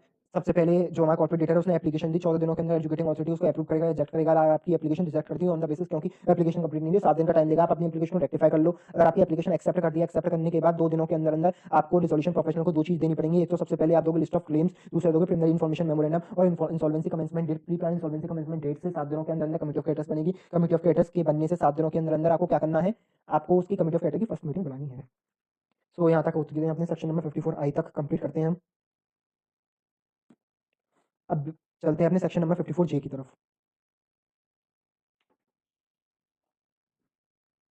देखिए सेक्शन नंबर 54 जे क्या कहता है? जे कह रहा है हमसे wasting the management of the corporate debtor with RP. अब देखो क्या हुआ, हमने कहा मैनेजमेंट हम अपने कॉर्पोरेट डेटर पे ही छोड़ रहे हैं, बट कई बार क्या होता है कि कॉर्पोरेट डेटर के जो बोर्ड ऑफ डायरेक्टर या वो मैनेजमेंट वाले लोग हैं वो मक्कारी कर सकते हैं। मक्कारी कैसे कर सकते हैं? देखिए समझिए, इंसॉल्वेंसी कमेंसमेंट डेट से 7 दिनों के अंदर कमिटी ऑफ क्रेडिटर बनाई, कमिटी ऑफ क्रेडिटर की 7 दिनों के अंदर फर्स्ट मीटिंग हुई। ऐसे ही ये जो हमारा पीपीआईआरपी का प्रोसेस है वो कंटिन्यू होता जा रहा है। हमारा जो कमिटी ऑफ क्रेडिटर्स है उसमें उसके जो लोग हैं वो मोर देन और equal to 66% of the voting right से वोटिंग राइट वाले जो शेयर होल्डर, वोटिंग राइट वाले जो फाइनेंशियल क्रेडिटर है वो जाते हैं अपने किसके पास? रिजोल्यूशन प्रोफेशनल के पास। और रिजोल्यूशन प्रोफेशनल जाएगा एजुकेटिंग अथॉरिटी के पास। एजुकेटिंग अथॉरिटी चेक करेगा, वो चेक करेगा अगर affairs of the corporate data वो हो रहे हैं फ्रॉडलेंट मैनर में या फिर mismanagement of the affairs of the corporate data हो रहा है, देन वो ऑर्डर पास कर देगा। जो मैनेजमेंट है ऑफ द कॉर्पोरेट डेटा वो वेस्ट हो जाएगा रिजोल्यूशन प्रोफेशनल के पास। अब मैं आपको बताता हूँ हुआ क्या है। देखो कब आपका जो मैनेजमेंट है कॉर्पोरेट डेटा का वो रिजोल्यूशन प्रोफेशनल के पास चला जाएगा। 2 केसेस हैं, या तो आपके अफेयर्स हैं जो कॉर्पोरेट डेटा के वो फ्रॉडलेंट मैनर में मैनेज हो रहे हैं, या फिर दूसरा केस होता है आपका जो मिसमैनेजमेंट हो रहा है, बहुत ही ज्यादा मिसमैनेजमेंट हो रहा है in the affairs of the corporate debtor. Then in 2 case में हमारा कमिटी ऑफ क्रेडिटर क्या करेगा? 66% ऑफ द वोटिंग राइट्स के साथ जाएगा रिजोल्यूशन प्रोफेशनल के बाद। रिजोल्यूशन प्रोफेशनल जाएगा एजुकेटिंग अथॉरिटी के पास। एजुकेटिंग अथॉरिटी अगर ये वेरीफाई करती है कि उसके जो अफेयर्स है वो फ्रॉडलेंट मैनर में कंडक्ट हो रहे हैं या फिर कोई भी कंपनी में मिसमैनेजमेंट हो रहा है, कॉर्पोरेट डेटा मिसमैनेजमेंट हो रहा है, देन वो ऑर्डर पास कर देगी कि भैया जो मैनेजमेंट हमने कॉर्पोरेट डेटा पे छोड़ा था वो रिजोल्यूशन प्रोफेशनल के पास चला जाएगा। रिजोल्यूशन प्रोफेशनल को हम मालिक बना देंगे। फिर अब बात करते हैं हम सेक्शन नंबर 54 के की। देखो 54 के एक बहुत ही इंपॉर्टेंट सेक्शन है। इस सेक्शन को मैं कहूंगा आप एक दोबारा बार बार समझिए और जब तक देखते रहना इसको रिपीट करके जब तक आपको समझ में ना आए, क्योंकि ये एक ऐसा इकलौता सेक्शन है जो कि पूरे पीपीआईआरपी प्रोसेस की एक तरीके से सोल है, एक तरीके से जान है उसकी। देखना देखो हो क्या रहा है, कॉर्पोरेट डेटर है, with in a period of 2 days हमारे रिजोल्यूशन प्रोफेशनल को 2 चीज देगा। एक तो प्रिलिमिनरी इन्फॉर्मेशन मेमोरेंडम जो मैंने आपको बताया था वो देगा, प्लस एक आपका क्या देता है वो लिस्ट ऑफ क्लेम्स देता है। इसी के साथ साथ एक तीसरी डॉक्यूमेंट क्या देगा? वो बीआरपी देगा, base resolution plan. Corporate debtor insolvency commencement date से 2 दिनों के अंदर अंदर हमारे रिजोल्यूशन प्रोफेशनल को एक डॉक्यूमेंट देगा जिसको हम बोलेंगे बेस रिजोल्यूशन प्लान। जैसे ही कॉर्पोरेट डेटा ने बेस रिजोल्यूशन प्रोफेशनल को दिया, रिजोल्यूशन प्रोफेशनल उसको कमिटी ऑफ क्रेडिटर के पास लेके जाएगा। कमिटी ऑफ क्रेडिटर उसको कॉर्पोरेट डेटर को एक अपॉर्चुनिटी देगी टू रिवाइज करने की बेस रिजोल्यूशन प्लान। अब ये बेस रिजोल्यूशन प्लान पता है कौन सा प्लान है? ये वही प्लान है जिस प्लान से जो हमारा जीसीसीएल इंफ्रा है उसने अपने फाइनेंशियल क्रेडिटर को फैलाया था कि आप सीआईपी प्रोसेस में मत जाइए, आप पीपीआईआरपी के प्रोसेस में जाइए। ये वही बेस रिजोल्यूशन प्लान है। अब कमिटी ऑफ क्रेडिटर एक मौका देगी आपके कॉर्पोरेट डेटा यानी जीसीसीएल इंफ्रा को एक मौका देगी, भैया तुम इस बेस रिजोल्यूशन प्लान में कुछ चेंजेस करना चाहते हो क्या? अब जो हमारा कॉर्पोरेट डेटा है अगर वो चेंजेस करना चाहता है तो वो कर लेगा, नहीं तो जो हमारा बीआरपी है वही फाइनल बीआरपी बन जाएगा। कॉर्पोरेट डेटा यानी कि हमारा लून लैंड लिमिटेड या फिर जीसीसीएल इंफ्रा का एग्जांपल हम कंटिन्यू करते चल रहे हैं। देखो हुआ क्या, अब कमिटी ऑफ क्रेडिटर देखेगी। कमिटी ऑफ क्रेडिटर दो चीजें चेक करेगी, या तो फुल पेमेंट हुआ है या नहीं हुआ। मतलब फुल पेमेंट का मतलब क्या है, जो बेस रिजोल्यूशन प्लान है उसमें देखेगी जो हमारे ऑपरेशनल क्रेडिटर्स हैं उनको फुल पेमेंट देने की बात हुई है या नहीं हुई है। अगर फुल पेमेंट देने की बात ऑपरेशनल क्रेडिटर्स को नहीं हुई, कहने का मतलब ये है कि उनके राइट्स इंपेयर कर दिए। जैसे कि जो हमारे ऑपरेशनल क्रेडिटर्स है वो 100 करोड़ के थे, इसमें जो ऑपरेशन क्रेडिटर्स है फॉर एग्जांपल हमारे 5 लाख के थे, बट उनको जो पेमेंट देने की बात हुई है वो 3 लाख की हुई है। देन इस केस में जो उनका राइट था वो हमने इंपेयर कर दिया। मतलब वो राइट अधिकार रखते थे हमसे 5 लाख रुपए लेने के लिए, लेकिन हम 3 लाख रुपए ही दे रहे हैं। देन इस केस में उनका राइट इंपेयर हो गया। अगर दूसरा ही केस होता, अगर 5 लाख के ऑपरेशन क्रेडिटर है और हमको 5 लाख का ही उनको पेमेंट करने की बात कर रहे हैं हमने बेस रिजोल्यूशन प्लान में, वो होता है हमारा फुल पेमेंट वाला केस। अगर फुल पेमेंट वाला केस है तो हमारा जो वो कमिटी ऑफ क्रेडिटर है उसको अप्रूव कर देगा बेस रिजोल्यूशन प्लान को, या तो वो अप्रूव कर देगा या डिनाई कर देगा। उसके पास ऑप्शन है, या तो वो अप्रूव कर दे या डिनाई कर दे, ऑन द ग्राउंड की वो उससे सेटिस्फाई नहीं है। अब वो डिनाई कर देगा तो जैसे ही हमारा कमिटी ऑफ क्रेडिटर उस प्लान को डिनाई कर देगा, वो रिजोल्यूशन प्लान मंगाएगा आपके ओपन मार्केट से या कॉर्पोरेट डेटर से, दोबारा कहेगा कि आप दूसरा रिजोल्यूशन प्लान हमको दीजिए।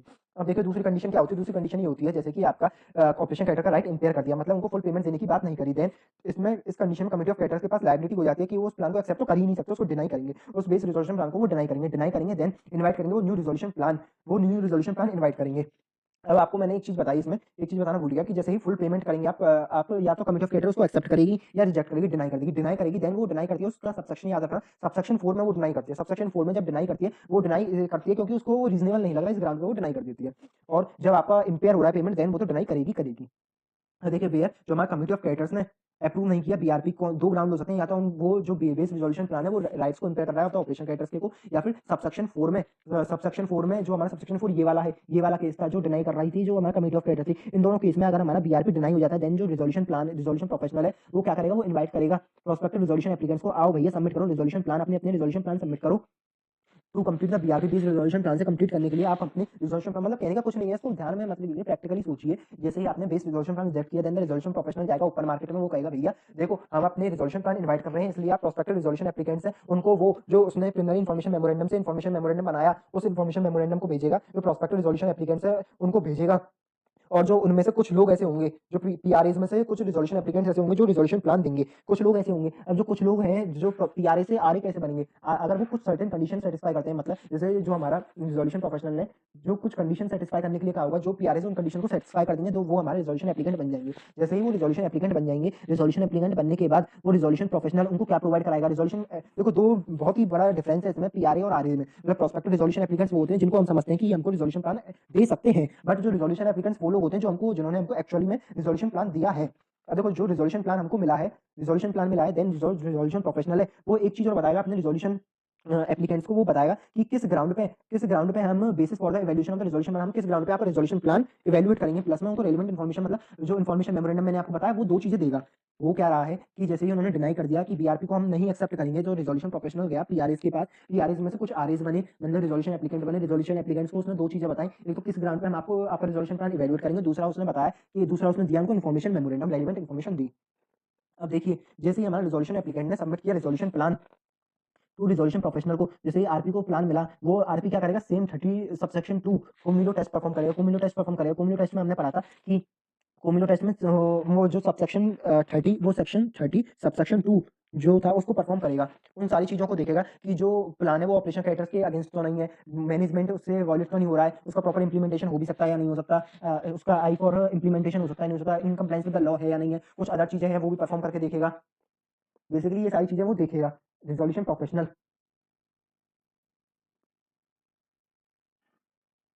सी फॉर सीआईआरपी की कॉस्ट या फिर उसकी कॉस्ट के लिए प्रॉपर प्रोविजन है या नहीं है रिजोल्यूशन प्लान में, ये सारी चीजें बेसिकली वो टेस्ट करेगा। कोमिलो टेस्ट अगर वो सेटिस्फाई कर जाता है, देन उस रिजोल्यूशन प्लान को ले जाए कमिटी ऑफ क्रेडिटर्स के वैल्यूएशन के लिए। कमिटी ऑफ क्रेडिटर्स को वो फॉरवर्ड कर देगा। कमिटी ऑफ क्रेडिटर्स अगर उस प्लान को 66% ऑफ द वोटिंग राइट्स अगर सेटिस्फाई कर देती है उस प्लान से, देन वो प्लान भेज देंगी अपनी एजुकेटिंग अथॉरिटी के बाद। एजुकेटिंग अथॉरिटी फिर उसको एक्सेप्ट करेगा या रिजेक्ट करेगा। अब देखो कमिटी ऑफ क्रेडिटर्स किस बेसिस पर उस प्लान को सेटिस्फाई करेगी, वो उस प्लान को सेटिस्फाई करेगी दो बेसिस पे, अगर वो फीजेबल है या वेबल है, वायबल है, मतलब फीजिबिलिटी और वायबिलिटी दोनों चीज चेक करेगी, देन उसको पास करेगी। अब देखो अब एक कंडीशन क्या बनती है, अगर जो वो कमिटी ऑफ क्रेडिटर है वो एक चीज चेक करेगी, जो प्रोस्पेक्टिव रिजोल्यूशन एप्लीकेंट्स हैं जिनमें से कुछ रिजोल्यूशन एप्लीकेंट्स बने, रिजोल्यूशन एप्लीकेंट जो रिजोल्यूशन प्लान सबमिट करे उसमें से वो देखेगी सिग्निफिकेंटली बेटर प्लान कौन सा है। अगर जो उसको सिग्निफिकेंटली बेटर प्लान मिल गया, देन बीआरपी मतलब बेस रिजोल्यूशन प्लान से कुछ अच्छा प्लान मिल गया, देन उस प्लान को वो कंसीडर कर लेगी, सीओसी उस प्लान को अप्रूव कर देगी। अगर उस प्लान से कोई अच्छा प्लान नहीं आया, मतलब बेस रिजोल्यूशन प्लान से भी बहुत गंदे गंदे प्लान आए, देन मतलब बेकार अच्छे से अच्छे प्लान नहीं आए, देन वो उनको कंप्लीट करेगी, प्लान को कंप्लीट करेगी। उसमें से कोई अच्छा प्लान अगर उसको मिल जाता है, देन ओनली वो एजुकेटिंग अथॉरिटी को फॉरवर्ड करेगी। अगर जो हमारी कमिटी ऑफ क्रेडिटर है उसको कोई जो प्लान है रिजोल्यूशन प्लान मिल ही नहीं पाता, देन वो एजुकेटिंग अथॉरिटी के पास एप्लीकेशन फाइल कर देगी कि भैया हमारे पास कोई रिजोल्यूशन प्लान नहीं है, 90 डेज में हम आपको कोई प्लान नहीं दे सकते, आप ऑर्डर पास कर दिए टर्मिनेशन का ऑफ पीपीआईआरपी प्रोसेस का। अब देखो इसी को मैंने आपको समझाने के लिए एग्जांपल लिया है, इस एग्जांपल से समझिए क्योंकि जो लॉ की लैंग्वेज है इसमें बहुत ही टिपिकल है। देखो एग्जांपल क्या है हमारा, जैसे बीईआरपी बेस रिजोल्यूशन प्लान क्या है, बेस रिजोल्यूशन प्लान था कि कंपनी जैसे हमारी 500 करोड़ की डेफिशिएंसी में चल रही है। मैं आपको एक फिक्शनल एग्जांपल बता रहा हूं क्योंकि जो ये इसकी लिमिट ही 10 लाख की डेफिशिएंसी की है, बट मैं एक फिक्शनल एग्जांपल से आपको 500 करोड़ की से समझा रहा हूं। जैसे ही हमारा बेस रिजोल्यूशन प्लान है, बेस रिजोल्यूशन प्लान 500 की डेफिशिएंसी को कैसे पूरा किया है, 100 करोड़ रुपए जो हमारा कॉर्पोरेट डेटर है वो इन्वेस्ट करेगा, जीसीसीएल इंफ्रा 100 करोड़ इन्वेस्ट करेगी और अगले 4 साल में उसको 400 करोड़ का प्रॉफिट हो जाएगा, ये उसका बेस रिजोल्यूशन प्लान है। बट जो बेस रिजोल्यूशन प्लान है वो उसने जो कमिटी ऑफ क्रेडिटर्स है उसने रिजेक्ट कर दिया। किस बेसिस पे रिजेक्ट किया, उसने रिजेक्ट किया क्योंकि वो जो रिजोल्यूशन प्लान था वो या तो राइट्स को इंपेयर कर रहा था ऑब्जेक्शन क्रेडिटर्स के, या फिर अपना सबसेक्शन 4 में जो एलिजिबल सबसेक्शन 4 में वो उसको सेटिस्फाई नहीं हो पा रहा था।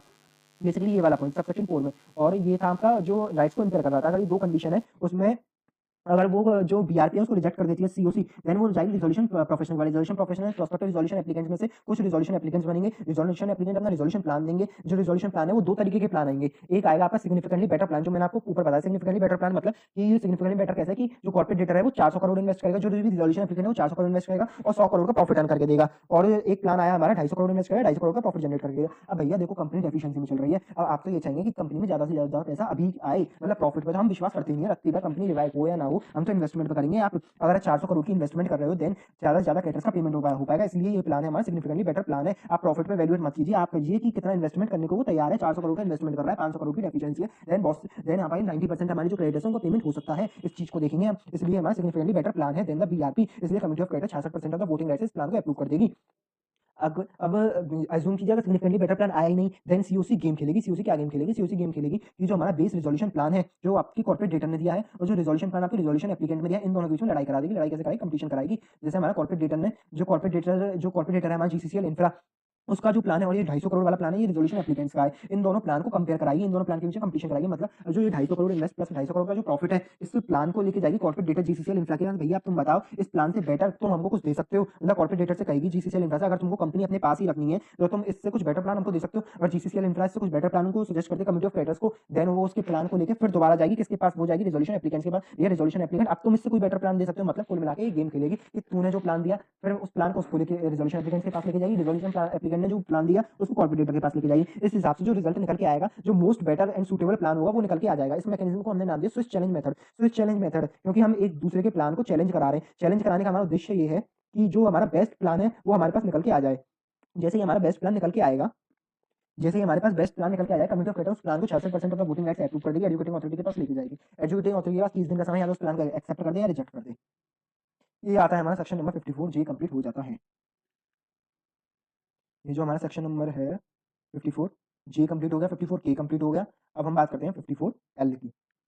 देखो 54 एल क्या कहता है, approval of resolution plan by the adjudicating authority. मतलब एजुकेटिंग अथॉरिटी अब तक हमने देखा रिजोल्यूशन प्लान आए एजुकेटिंग अथॉरिटी में, अब वो अप्रूव कैसे होंगे? 7 दिनों के अंदर हमने पढ़ा कमिटी ऑफ क्रेडिटर बनेगी, अगले 7 दिनों में फर्स्ट मीटिंग होगी, फिर जैसे ही 90 दिनों के अंदर अंदर कोई भी resolution plan committee of creditor approve करेगी उसको एजुकेटिंग अथॉरिटी के पास भेजेगी। एजुकेटिंग अथॉरिटी रिजोल्यूशन प्लान में देखेगी क्या चेक करेगी, तो कम्युनिटी टेस्ट परफॉर्म करेगा अंडर सेक्शन 30 सबसेक्शन 2 के अंदर, प्लस में वो देखेगी क्या वो प्लान इफेक्टिवली इंप्लीमेंटेशन उसका पॉसिबल है। अगर वो दोनों कंडीशन को सेटिस्फाई कर जाती है देन उस प्लान को वो अप्रूव कर देगी with in a period 30 days. 30 days के अंदर वो प्लान को अप्रूव कर देगी, एल्स उस प्लान को रिजेक्ट कर देगी, ऑर्डर पास कर देगी अंडर सेक्शन 54 एन। 54 एन में जो ऑर्डर है उसको पास कर देगी। 54 एन में जो ऑर्डर क्या होता है वो आगे हम देखेंगे। एन का ऑर्डर बेसिकली टर्मिनेशन का ऑर्डर है। अगर कोई भी अब देखो कोई भी प्लान एक्सेप्ट नहीं हुआ वो टर्मिनेशन ऑर्डर पास कर देगी। अब क्या हुआ देखो प्रोसेस हमारा 120 डेज में कंप्लीट हो जाता है, 90 डेज में रिजोल्यूशन प्लान आ जाता है, 30 डेज में एजुकेटिंग अथॉरिटी को छोड़ते हैं कि तुम भैया एक्सेप्ट कर दो या रिजेक्ट कर दो। Where the adjudicating authority order करती है कि management goes in the hand of RP under section 54 J में एक ऑर्डर पास करते हैं कि जो मैनेजमेंट है कि अगर तुम्हारा वो कंपनी में कोई फ्रॉड हो रहा है या फिर मिस स्टेटमेंट हो रहा है, बेसिकली ये वाला केस, जैसे कंपनी में कोई भी फ्रॉडलेंट केस हो रहा है या फिर मिसमैनेजमेंट हो रहा है, जिसमें हम जो कंपनी का जो मैनेजमेंट है जो उस आरपी के पास दे देते हैं, आरपी को देते हैं कंपनी का मैनेजमेंट, उस केस में क्या होगा, उस केस में अगर जो मैनेजमेंट आरपी के पास चला गया है और रिजोल्यूशन प्लान जो नया resolution plan committee of creditors ने अप्रूव किया है उसमें ये अवश्य लिखा होना चाहिए, जो भी नया मैनेजमेंट आएगा उसमें जो नया मैनेजमेंट होगा वो पुराना मैनेजमेंट नहीं होना चाहिए बेसिकली, क्योंकि पुराना मैनेजमेंट हमारा फ्रॉड कर रहा था, इसलिए जो पुराने सीईओ या बोर्ड ऑफ डायरेक्टर है वो नए रिजोल्यूशन प्लान में कंटिन्यू नहीं होनी चाहिए। अगर जो नए रिजोल्यूशन अब हुआ क्या, जैसे कि रिजोल्यूशन प्लान अंडर 54 जे में जो एजुकेटिंग अथॉरिटी थी उसने पुराने सीईओ को उसमें से कंपनी में से हटा दिया क्योंकि वो फ्रॉड में इन्वॉल्व था। अब उन्होंने क्या किया, जैसे ही रिजोल्यूशन बेस्ड रिजोल्यूशन प्लान बनाया, कमिटी ऑफ क्रेडिटर्स ने उसने अप्रूव कर दिया, उसमें उन्होंने लिख दिया जो पुराना सीईओ है वही कंटिन्यू करेगा। ये तो दोबारा सरासर कॉन्ट्राडिक्ट हो गया ना, कॉन्ट्राडिक्ट हो गया। पहले तुम उसको हटा रहे हो, एजुकेटिंग अथॉरिटी मना कर रही है उसको नहीं करोगे कंपनी में कॉर्पोरेट मेंबर, फिर तुमने इन्वॉल्व कर लिया, वो चीज हो गई। तुमने जो पुराना मैनेजमेंट हटा दिया, अगर रिजोल्यूशन प्लान में उसको तुम दोबारा लेकर आना चाह रहे हो, देन वो कंट्राडिक्ट कर रहा है। इस केस में अगर तुम ऐसी कंट्राडिक्शन वाला रिजोल्यूशन प्लान अप्रूव करते हो, देन जो एजुकेटिंग अथॉरिटी उस प्लान को रिजेक्ट कर देगी, या फिर और प्लस में टर्मिनेशन का ऑर्डर पास कर देगी, टर्मिनेट कर देगी पीपीआईआरपी के प्रोसेस को और लिक्विडेट कर देगी कंपनी को अंडर सेक्शन 33 में। अगर तुम एजुकेटिंग अथॉरिटी की बात को नहीं मानोगे तो वो रिजेक्ट कर देगी आपके उसको, रिजोल्यूशन प्लान को टर्मिनेट कर देगी, प्लस में लिक्विडेशन का ऑर्डर पास कर देगी अंडर सेक्शन 33 में। अब बात करते हैं सेक्शन नंबर 54N की।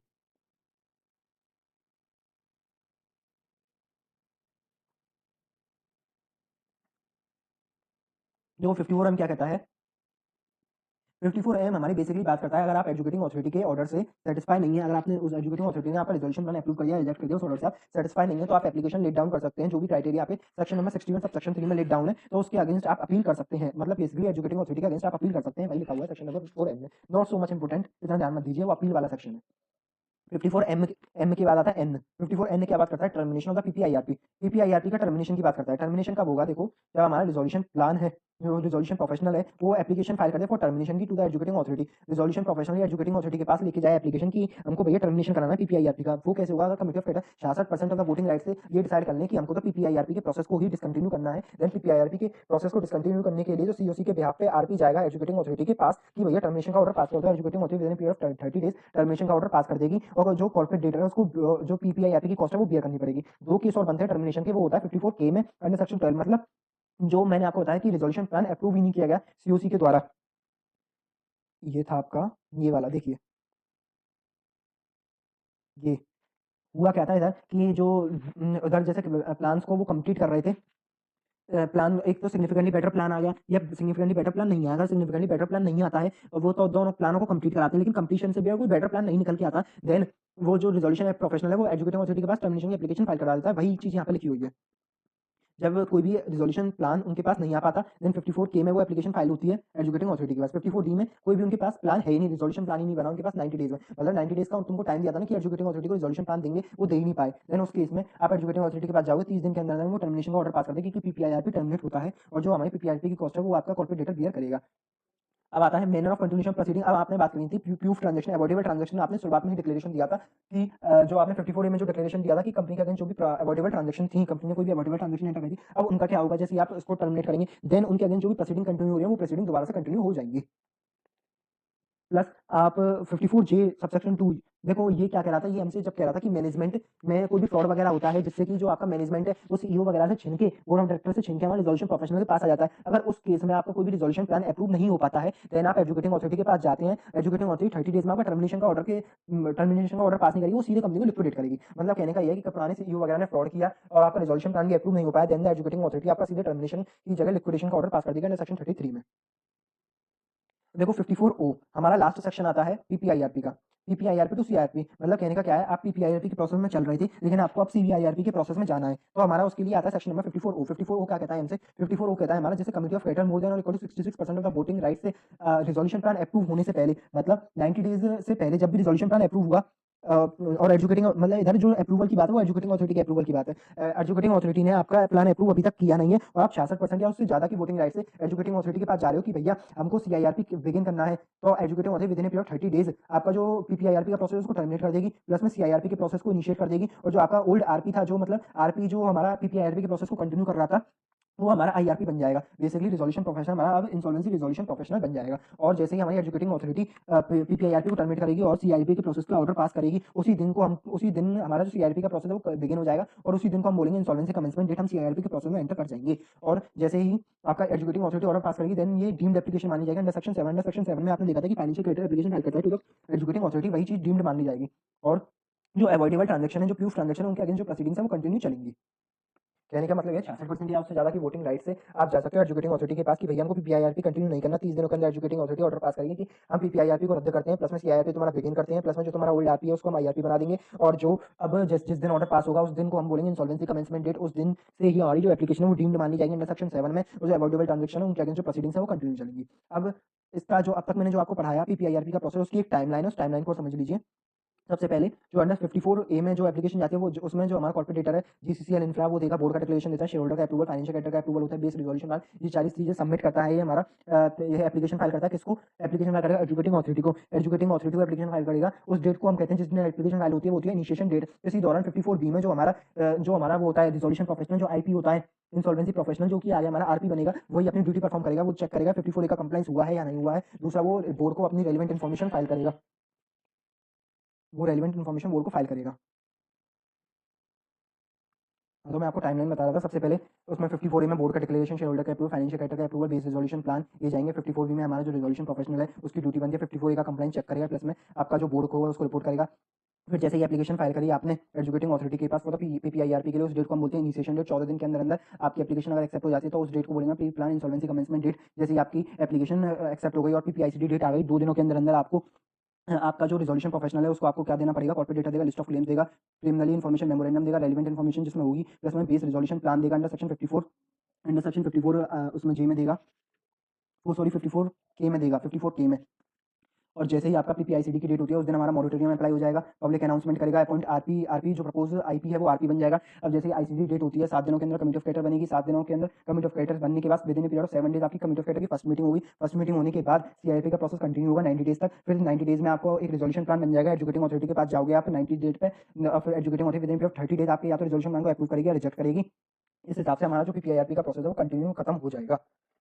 इस हिसाब से जो टोटल प्रोसेस है वो 120 डेज का है। 90 डेज में आप रिजोल्यूशन प्लान लेके एजुकेटिंग अथॉरिटी के पास जाओगे, 30 डेज में एजुकेटिंग अथॉरिटी या तो उस प्लान को एक्सेप्ट करेगी या रिजेक्ट करेगी। So that's all for today session. आपका पीपीआईआरपी मैंने पूरा कंप्लीट करा दिया है, तो मिलते हैं कल। Thank you. मोस्ट प्रोबेबली आपका टुमारो का जो लेक्चर होगा, कल का जो लेक्चर होगा वो लास्ट लेक्चर होगा। Thank you and have a nice day. Hello guys, welcome to the CA concerns learning classes. So आज हम आ गए हैं अपने लेक्चर नंबर 8 पे of the insolvency and the bankruptcy code 2016। So let's begin. देखिए ये हमारा लेक्चर नंबर 8 है of the insolvency and the bankruptcy code 2016, जो कि हमारा लास्ट लेक्चर होगा ऑफ द आईपीसी कोड 2016 का। देखिए मैं आपको सबसे पहले बताना चाहूंगा इसमें सेक्शन नंबर 55। सेक्शन नंबर 55 हमारी बात करता है फास्ट ट्रैक सीआईआरपी की।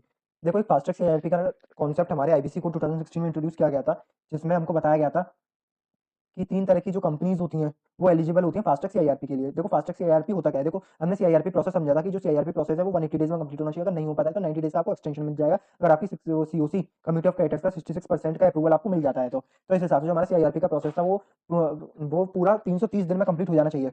180 दिन प्लस 90 डेज ये होगा हमारे 270 दिन, प्लस में जो 60 डेज का हमारा एक्सटेंशन होता है वो इसलिए होता है, मैंने बताया था आपको, कोई भी अनफोर्सीन इमरजेंसी वगैरह आ जाती है जिसके कारण हमारी आईबीसी की प्रोसीडिंग होल्ड पे लग जाती है। अब फास्ट ट्रैक सीआईआरपी में क्या होता है, इसी प्रोसेस को छोटा करने के लिए हमने एक कॉन्सेप्ट इंट्रोड्यूस किया फास्ट ट्रैक सीआईआरपी। उसमें क्या होता है, जस्ट इसका हाफ होता है। जैसे 180 डेज में हमारा सीआईआरपी प्रोसेस कंप्लीट होना चाहिए, इसमें हमारे 90 डेज में सीआईआरपी प्रोसेस कंप्लीट हो जाना चाहिए। और हमने देखा था कि 90 डेज का आपको एक्सटेंशन मिल जाता है नॉर्मल सीआईआरपी प्रोसेस में अगर हमारा सीओसी 66% का अप्रूवल दे देती है। बट इस केस में आपको 45 दिन का ही एक्सटेंशन मिलेगा। कब मिलेगा? जब आपकी सीओसी मोर देन और equal to 75% of the voting right वाले जो फाइनेंशियल क्रेडिटर्स हैं वो आपको अप्रूव कर दें, अप्रूवल दे दे। वो अप्रूवल लेने के बाद आपको परमिशन लेनी पड़ेगी एए की। मतलब फास्ट ट्रैक सीआईआरपी बेसिकली होता क्या है, जो नॉर्मल सीआईआरपी है उसका जस्ट हाफ हम कर देते हैं, देन वो हमारा बन जाता है fast track CIRP. Fast track CIRP में जो टाइम लिमिट होती है वो होती है आपकी 90 डेज प्लस में 45 डेज का एक्सटेंशन मिलेगा।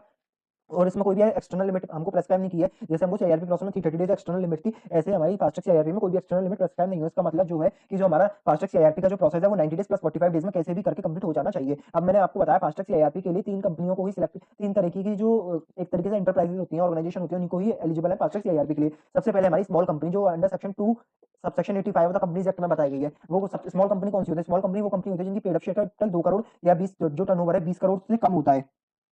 2 करोड़ या उससे कम paid up share capital, 20 crore या उससे कम का जो टर्नओवर होता है वो हमारी स्मॉल कंपनी में मानी जाती है, स्मॉल कंपनी के अंदर आती है। बट स्मॉल कंपनी की डेफिनेशन में हमको एक चीज और दी गई है, या तो ये वाली लिमिट होगी या फिर as may be prescribed by the central government. और जो प्रेजेंट में हमारी सीजी ने जो हमको 2 लिमिट प्रेस्क्राइब कर रखी है। सबसे पहले पेड अप शेयर कैपिटल की सीजी ने बताया कि अगर 4 करोड़ या उससे कम की आपकी पेड अप शेयर कैपिटल है, प्लस में जो आपका टर्नओवर है 40 करोड़ या उससे कम है, then you are eligible to become a small company. Small company के लिए दोनों चीजें नेसेसरी है कि पेड अप शेयर कैपिटल उसकी 4 करोड़ या उससे कम हो, या उसमें टर्नओवर है उसका 40 करोड़ या उससे कम हो। दोनों कंडीशन अगर कंपनी सेटिस्फाई कर पाएगी देन ओनली हम उसको स्मॉल कंपनी बोलेंगे। अगर वो स्मॉल कंपनी है तो वो फास्ट ट्रैक सीआईआरपी के लिए एलिजिबल हो जाएगी। फिर जो दूसरी टाइप की ऑर्गेनाइजेशन वो स्टार्टअप, कोई भी स्टार्टअप है other than the partnership firm के अलावा कोई भी स्टार्टअप है देन वो भी एलिजिबल है हमारा फास्ट ट्रैक सीआईआरपी करने के लिए। जो स्टार्टअप होता है वो स्टार्टअप किसके अंडर रजिस्टर्ड होना चाहिए? वो होना चाहिए आपका department of the promotion, department for promotion of industry and internal trade. ये जो डिपार्टमेंट है इसके अंदर वो रजिस्टर्ड होना चाहिए स्टार्टअप, देन ओनली वो एलिजिबल होगा to conduct the fast track CIRP का प्रोसेस। फिर हमने बात करी तीसरी ऑर्गेनाइजेशन होगी कोई भी आपकी अनलिस्टेड कंपनी जिसका जो total asset as per the financial statement वो एक्सीड ना करे 1 करोड़ से। मतलब कहने का क्या है, कोई भी ऐसी अनलिस्टेड कंपनी जिसकी जो आपकी टोटल एसेट है वो 1 करोड़ से कम होनी चाहिए। 1 करोड़ या 1 करोड़ से मतलब 1 करोड़ से कम होनी चाहिए। मतलब क्या होगा, अगर एग्जैक्ट आपका 1 सीआर है, अगर टोटल एसेट आपकी अनलिस्टेड कंपनी की अगर एग्जैक्ट 1 सीआर है, देन वो एलिजिबल हो जाएगी, क्योंकि हमारी जो लॉ में लिमिट प्रेस्क्राइब की गई है वो करी गई है नॉट एक्सीडिंग 1 सीआर, मतलब 1 करोड़ से ज्यादा की नहीं होनी चाहिए, मतलब एग्जैक्ट 1 करोड़ होगी तो आप एलिजिबल होंगे to conduct the fastest CIRP. कहने का मतलब ये है कि एग्जैक्ट 1 करोड़ पे आप एलिजिबल होंगे, अगर 1 करोड़ 1 रुपया हुआ then you are not eligible. तो हमने देखा कि जो फास्टेस्ट सीआईआरपी है वो तीन तरीके की ऑर्गेनाइजेशन ही कंडक्ट कर सकती है। स्मॉल कंपनी जो 285 की कंडीशन को मीट करती है, सेक्शन 2 सबसेक्शन 85, 4 करोड़ और 40 करोड़ वाली। स्टार्टअप कंपनी जो हमारी डीपीआईआईटी के अंडर रजिस्टर है, मतलब department of for promotion of industry and internal trade के अंडर। तीसरी हमने बात करी अनलिस्टेड कंपनी जिसकी टोटल एसेट 1 करोड़ से ज्यादा नहीं है, मतलब एग्जैक्ट 1 करोड़ है, देन वो एलिजिबल हो जाएगी to conduct the fastest CIRP. और फास्टेस्ट सीआईआरपी में आपको ये हमेशा याद रखना है कि जो हमारा अप्रूवल लगता है एक्सटेंशन के लिए वो 75% लगता है, 75% और मोर अप्रूवल होगा जब भी हम एक्सटेंशन मिलेगा आपको 45 डेज का, जबकि हमारा जो नॉर्मल सीआईआरपी प्रोसेस है उसमें जो एक्सटेंशन चाहिए आपको तो 66% of the committee of creditors के वोटिंग राइट से काम चल जाता था, बट फास्टेस्ट सीआईआरपी में आपको 75 या उससे ज्यादा का चाहिएगा। देखो फास्टैग सीआईआरपी का प्रोसेस बिल्कुल एज इट इज सीआईआरपी वाला प्रोसेस है, मतलब जो चीजें हमने सीआईआरपी में पढ़ी थी वही फास्टैग सीआईआरपी में होंगी। जैसे कि एप्लीकेशन कोई भी दे सकता है, हमारा फाइनेंशियल क्रेडिटर दे सकता है या ऑपरेशन क्रेडिटर दे सकता है, कॉर्पोरेट डेटर भी दे सकता है। कॉर्पोरेट डेटर जब हमारा फास्टैग सीआईआरपी में एप्लीकेशन देगा तो कॉर्पोरेट डेटर के ब्याह में कौन देगा, कॉर्पोरेट डेटर के ब्याह में देगा कॉर्पोरेट एप्लीकेंट। सीए मतलब सीए चार्टर्ड अकाउंटेंट ना समझना, सीए का मतलब होता है हमारा कॉर्पोरेट एप्लीकेंट। कॉर्पोरेट डेटर के ब्याह पे जो एप्लीकेशन देगा उसको बोलते हैं कॉर्पोरेट एप्लीकेंट। कॉर्पोरेट एप्लीकेंट कौन होता है, तो कॉर्पोरेट डेटर इटसेल्फ खुद देगा वो, या फिर अपना कोई भी ऑथराइज रिप्रेजेंटेटिव अपॉइंट कर ले उसको हम बोलेंगे कॉर्पोरेट एप्लीकेंट। या फिर जो कॉर्पोरेट डेटर है जैसे जेट एयरवेज का कोई भी सीईओ है या सीएफओ है वो हमारे फास्टैग सीआईआरपी के लिए एप्लीकेशन फाइल कर सकते हैं टू द एजुकेटिंग अथॉरिटी। और जो हमारे सेक्शन जो सीआईआरपी को अप्लाई होते हैं सेक्शन 1 से लेकर सेक्शन 32 तक जो भी सेक्शन अप्लाई होते हैं same as it is apply होंगे फास्टैग सीआईआरपी को, बट जो टाइम लिमिट है वो हमने डिक्रीज कर दिया, वो इक्वल टू 50% कर दिया, मतलब 180 डेज की 90 डेज और 90 डेज की जगह 45 डेज, बट कोई भी एक्सटर्नल लिमिट इसमें अप्लाई नहीं करी गई है। अब हमने बात करी थी, देखो अंडर सेक्शन 7 9 10 में आप application as it is file कर सकते हो। एप्लीकेशन फाइल करने के साथ साथ क्या देना पड़ेगा कि प्रूफ ऑफ डिफॉल्ट आपको फाइल करना पड़ेगा एजुकेटिंग अथॉरिटी के पास, प्लस में एलिजिबिलिटी बतानी पड़ेगी कि हम एलिजिबल है to conduct the fast track CIRP. Fast track CIRP के लिए एलिजिबल 3 कंपनी मैंने आपको बताया, एक स्टार्टअप कंपनी, एक अनलिस्टेड कंपनी जिसकी एसेट 10 करोड़ से जिसकी एसेट है जो 1 करोड़ रुपए से कम होनी चाहिए, प्लस में मैंने आपको बताया स्मॉल कंपनी, स्टार्टअप और अनलिस्टेड। 3 तरह की ऐसी ऑर्गेनाइजेशन है जो आपकी फास्टैग सीआईआरपी के लिए एलिजिबल होंगी। और देखो फास्टैग सीआईआरपी का जो प्रोसेस है मैंने आपको समझा दिया। अब आगे हम चलते हैं सीआईआरपी और पीपीआईआरपी में। देखो सीआईआरपी में अगर आपको सक्सेस मिलती है तो आपकी कंपनी हो जाती है रिवाइव, लेकिन अगर सीआईआरपी में आपको सक्सेस नहीं मिलती, मतलब जो रेजोल्यूशन प्लान बना या नहीं बन पाया रेजोल्यूशन प्लान, तो आपको कंपलसरी कंपनी को लिक्विडेट करना पड़ेगा, क्योंकि सीआईआरपी एक ऐसा रामबाण है जो कंपनी में चलाया गया है, अगर वो सक्सेस हो जाएगा तो कंपनी रिवाइव हो जाएगी, अगर नहीं हो पाता तो कंपनी को कंपलसरी लिक्विडेशन करना पड़ेगा। बट पीपीआईआरपी में क्या होता है, जो हमारा प्री प्लान इंसॉल्वेंसी का जो प्रोसेस होता है उसमें क्या होता है, अगर सक्सेस मिल जाती है आपको तो आपकी जो कंपनी होती है बेसिकली एमएसएमई होती है वो रिवाइव कर जाती है। बट अगर आप फेल कर जाते हो पीपीआईआरपी के प्रोसेस को, देन आपकी जो कंपनी होती है वो उसमें लिक्विडेशन में नहीं जाएगी, बल्कि आपकी जो कंपनी है वो सीआईआरपी के प्रोसेस को हैंडओवर कर दी जाएगी। दो तरीके हमने प्रोसेस आपको बताया सीआईआरपी और पीपीआईआरपी। अगर पीपीआईआरपी से बात नहीं बनती तो हम सीआईआरपी में जाएंगे कि आप अब अपने हिसाब से इस मैटर को सॉल्व कीजिए। बेसिकली पीपीआईआरपी में जो रिजोल्यूशन प्लान नहीं बन पाता है देन कंपनी को लिक्विडेट नहीं करेंगे, सीआईआरपी के प्रोसेस में भेज देंगे। बट एक इसका एक्सेप्शन भी, एक्सेप्शन क्या कहता है हमसे, एक्सेप्शन ये कहता है कि अब मैंने आपको बताया था जब पीपीआईआरपी हम पढ़ रहे थे कि अगर मैनेजमेंट कोई भी फ्रॉड कर देता है तो उसकी जगह जो भी मैनेजमेंट में जैसे कोई भी बंदे ने फ्रॉड कर दिया तो फिर जो पहले हम हमारे जो डेटर इन कंट्रोल के हाथ में कंपनी थी वो अब हम कंपनी को हम रिजोल्यूशन प्रोफेशनल के हाथ में दे देते हैं कंपनी को। बेसिकली जो मैनेजमेंट है वो चेंज हो जाता है टू कॉर्पोरेट डेटा टू हमारा रिजोल्यूशन प्रोफेशनल। अब ऐसे ही केस में जैसे मैनेजमेंट ने डिफॉल्ट किया तो मैनेजमेंट में डिफॉल्ट किया और पीपीआईआरपी के प्रोसेस से कोई भी रिजोल्यूशन प्लान नहीं बन पाया तो कंपनी इस केस में कंपलसरी लिक्विडेट करना पड़ेगा। कहने का मतलब ये था कि जब हमने पीपीआईआरपी का प्रोसेस समझा था तो मैंने उसमें बताया था अगर कोई भी कंपनी में ऐसा फ्रॉड वगैरह पाया जाता है कि मैनेजमेंट कोई भी फ्रॉड कर रहा है या मिसमैनेजमेंट कर रहा है, देन उस केस में अगर कोई भी पीपीआईआरपी जो हम कंडक्ट कर रहे हैं pre plan insolvency resolution process अगर वो फेल हो जाता है देन उस केस में आपकी कंपनी को कंपलसरी लिक्विडेट करना पड़ेगा। ये हमारा एक्सेप्शन आता है पीपीआईआरपी के। अगर फेल हो जाता है तो उसको कौन से केस में आपको लिक्विडेशन में जाना पड़ेगा, ये आपका एमसीक्यू बनेगा, कंपलसरी ही बन जाएगा आपका। तो इसके लिए आप याद रखना केवल वो केस है जब आपने देखा कि मैनेजमेंट में फ्रॉड हो रखा है और पीपीआईआरपी का जो रिजल्ट है वो नेगेटिव निकला, मतलब पीपीआईआरपी सक्सेस नहीं हो पाया, देन उस केस में आपकी कंपनी को कंपलसरी लिक्विडेट करना पड़ेगा। ये एक एडिशनल पॉइंट था। अब मैं आपको बताऊं सेक्शन नंबर 59। 59 क्या बात करता है, 59 बात करता है voluntary liquidation of corporate person. भाई अब तक हमने लिक्विडेशन जो पढ़ा था वो कंपलसरी लिक्विडेशन था। क्या ऐसा हो सकता है कि कॉर्पोरेटर अपनी मर्जी से खुद को लिक्विडेट कर सकता है? बिल्कुल कर सकता है, वो वॉलंटरी अगर उसकी इच्छा है प्लस में उसने कोई डिफॉल्ट भी नहीं किया देन कंपनी हमारा जो कॉर्पोरेटर है या कंपनी है वो लिक्विडेशन में जा सकती है। अब लिक्विडेशन में जाने के लिए ऐसे उसका प्रोसेस क्या होगा, देखो प्रोसेस समझने के लिए सबसे पहले समझिए अगर कंपनी वॉलंटरी लिक्विडेशन में जाना चाहती है तो सबसे पहले हम उसकी डायरेक्टर का डिक्लेरेशन लेंगे। डायरेक्टर का डिक्लेरेशन कैसे लेंगे, उनसे एक एफिडेविट मांगेंगे कि भैया डायरेक्टर अपना एक डिक्लेरेशन दीजिए एफिडेविट में, एफिडेविट की फॉर्म में। एफिडेविट में क्या लिखेंगे आप, एफिडेविट में आप लिखोगे डायरेक्टर लिखेंगे कि कंपनी का कोई भी या तो कंपनी कोई भी डेप्ट ओन नहीं करती है लिक्विडेशन में जाने से पहले, या फिर कंपनी के जो भी डेप्ट है उनका फुल पेमेंट हो सकता है, क्योंकि कंपनी के जैसे 100 करोड़ की डेप्ट है तो कंपनी के पास 100 करोड़ की ही असेट है जिससे कि जो डेप्ट का पेमेंट है वो फुल हो सकता है, फुल पेमेंट ऑफ द डेप्ट हो सकता है। इस तरीके की एक डिक्लेरेशन देनी पड़ेगी एफिडेविट में। दूसरा क्या देंगे, वो देंगे कि हम लिक्विडेशन में इसलिए नहीं जा रहे हैं कि हम फ्रॉड करें, मतलब उनका जो पर्पस है वो फ्रॉड करने का नहीं है लिक्विडेशन में जाने से। एक सेकेंड,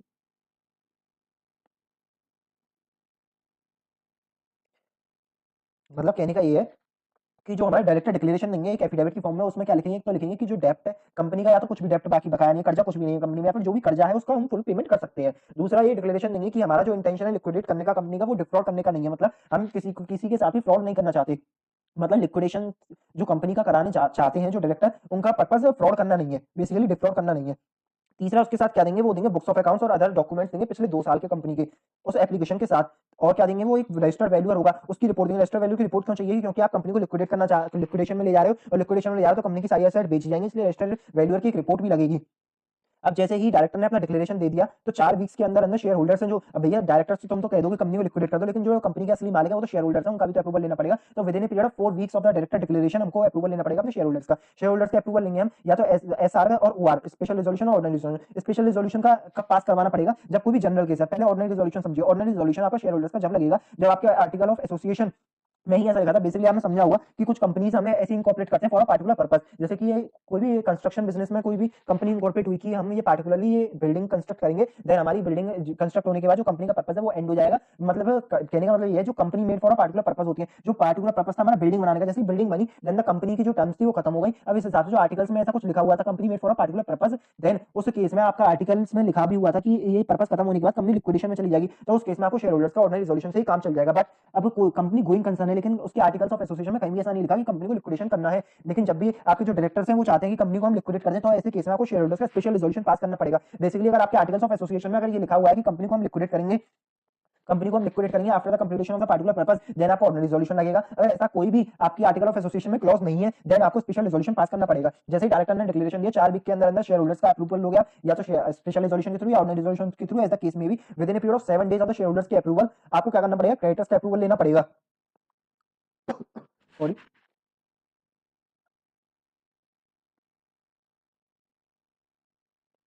क्रेडिटर्स का आपको अप्रूवल लेना पड़ेगा। क्रेडिटर्स का अप्रूवल कब लोगे, जब आपने ये डिक्लेरेशन दिया कि कंपनी के पास डेप्ट ओन है, मतलब इसमें डायरेक्टर्स ने डिक्लेरेशन दिया कंपनी भैया कर्ज, कंपनी के पास कर्ज है, तो उस केस में आपको डायरेक्टर वो क्रेडिटर्स का 7 दिनों के अंदर अंदर शेयर होल्डर्स के अप्रूवल के 2/3 इन वैल्यू, मतलब मोर देन और इक्वल टू 66% हम कह सकते हैं, 2/3 इन वैल्यू का आपको अप्रूवल लेना पड़ेगा क्रेडिटर्स का भी। सबसे पहले डायरेक्टर का डिक्लेरेशन लो, 4 वीक्स के अंदर अंदर शेयर होल्डर्स का डिक्लेरेशन लो, शेयर होल्डर्स के बाद 7 दिनों के अंदर अंदर क्रेडिटर्स का अप्रूवल लो। जैसे ही क्रेडिटर्स का अप्रूवल मिल गया आपको, क्रेडिटर्स के अप्रूवल मिलने के 7 दिनों के अंदर अंदर आपको आरओसी या फिर आपका जो बोर्ड है insolvency and bankruptcy board of India के पास एक एप्लीकेशन फाइल करनी पड़ेगी कि भैया हमारी सारी कंडीशन सेटिस्फाई हो चुकी है, तो सारी कंडीशन हमको सेटिस्फाई हो चुकी है, ये आपको एक डिक्लेरेशन आरओसी और बोर्ड के 7 दिनों के अंदर अंदर फाइल करनी पड़ेगी क्रेडिटर्स के अप्रूवल के दिन से। अब बात आती है कि जैसे ही आपको क्रेडिटर्स का अप्रूवल मिला, जैसे ही आपको क्रेडिटर्स का अप्रूवल मिला, तो आपका लिक्विडेशन का प्रोसेस स्टार्ट हो जाएगा। लिक्विडेशन आपको 1 ईयर के अंदर अंदर कंप्लीट करना पड़ेगा। लिक्विडेशन जैसे ही 1 साल में कंप्लीट हुआ, तो फिर आपको एक रिपोर्ट फाइल करनी पड़ेगी, रिक्वेस्ट फाइल करनी पड़ेगी एजुकेटिंग अथॉरिटी के पास कि भैया हमको डिसॉल्व कर दो, कि हमारा अब कंपनी का पूरा लिक्विडेशन हो चुका है, कि अब हमको डिसोल्यूशन की एक एप्लीकेशन आपको एजुकेटिंग अथॉरिटी के पास फाइल करनी पड़ेगी। जैसे ही एजुकेटिंग अथॉरिटी उस एप्लीकेशन को अप्रूव कर देगी और उस ऑर्डर को एक्सेप्ट कर लेगी, आपको 14 दिन के अंदर अंदर आपको अपने आरओसी को, मतलब कंसर्न अथॉरिटी को बताना पड़ेगा। जैसे हमारी कंपनी के केस में कंसर्न अथॉरिटी है आरओसी, आरओसी का आपको इंटीमेट करना पड़ेगा 14 दिन के अंदर अंदर कि भैया हमारा जो रजिस्टर ऑफ कंपनी है उसमें से अपना नाम हटा दीजिए। अब एक लास्ट केस आप समझिए कि अब लिक्विडेशन तो आपने हमारा शुरुआत कर दिया, वॉलंटरी लिक्विडेशन तो हुआ, और जैसे प्रोविजन हमारे नॉर्मल लिक्विडेशन में थे वैसे ही सारे प्रोविजन हमारे एप्लीकेबल होंगे हमारे वॉलंटरी लिक्विडेशन को। अब देखो वॉलंटरी लिक्विडेशन हमने करा तो दिया, वॉलंटरी लिक्विडेशन में सबसे बड़ी समस्या उठी कि हमारी लिक्विडेशन कमेंसमेंट डेट कौन सी होगी। देखो लॉ में साफ साफ लिखा गया है लिक्विडेशन कमेंसमेंट डेट आपकी वो होगी जिस दिन भी आपको आपका जो रिजोल्यूशन है वो पास हुआ है, रिजोल्यूशन पास हुआ है प्रोवाइडेड क्रेडिटर्स का हमारा अप्रूवल मिल गया है। अब देखो कहने का मतलब क्या है, केस को समझिए। केस 1 क्या होता है कि 4 वीक्स में हमने शेयर होल्डर्स का अप्रूवल मिला, 7 दिनों के अंदर क्रेडिटर्स थे जो हमारे उनका अप्रूवल लिया हमने, with in a period of 7 days फिर हमने बोर्ड को और आरओसी को इंटीमेट कर दिया। अब दूसरा ही केस क्या बनता है, दूसरा केस बना 4 वीक्स में शेयर होल्डर्स का अप्रूवल लिया, बट ये केस ऐसा था कि कंपनी के पास कोई भी कर्जा नहीं था, मतलब जो इसमें फर्स्ट वाला केस था नो डेप्ट, मतलब कंपनी के कोई क्रेडिटर्स थे ही नहीं, तो जो 4 वीक्स के अंदर शेयर होल्डर्स का अप्रूवल मिला विद इन पीरियड 7 डेज आपने बोर्ड को इंटीमेट कर दिया। अब जैसे ही आपने वो 4 वीक्स के अंदर फर्स्ट केस में शेयर होल्डर्स का अप्रूवल लिया, तो शेयर होल्डर्स का अप्रूवल लिया 1 जैन को, और जो क्रेडिटर्स का अप्रूवल मिला वो 5 जैन को मिला।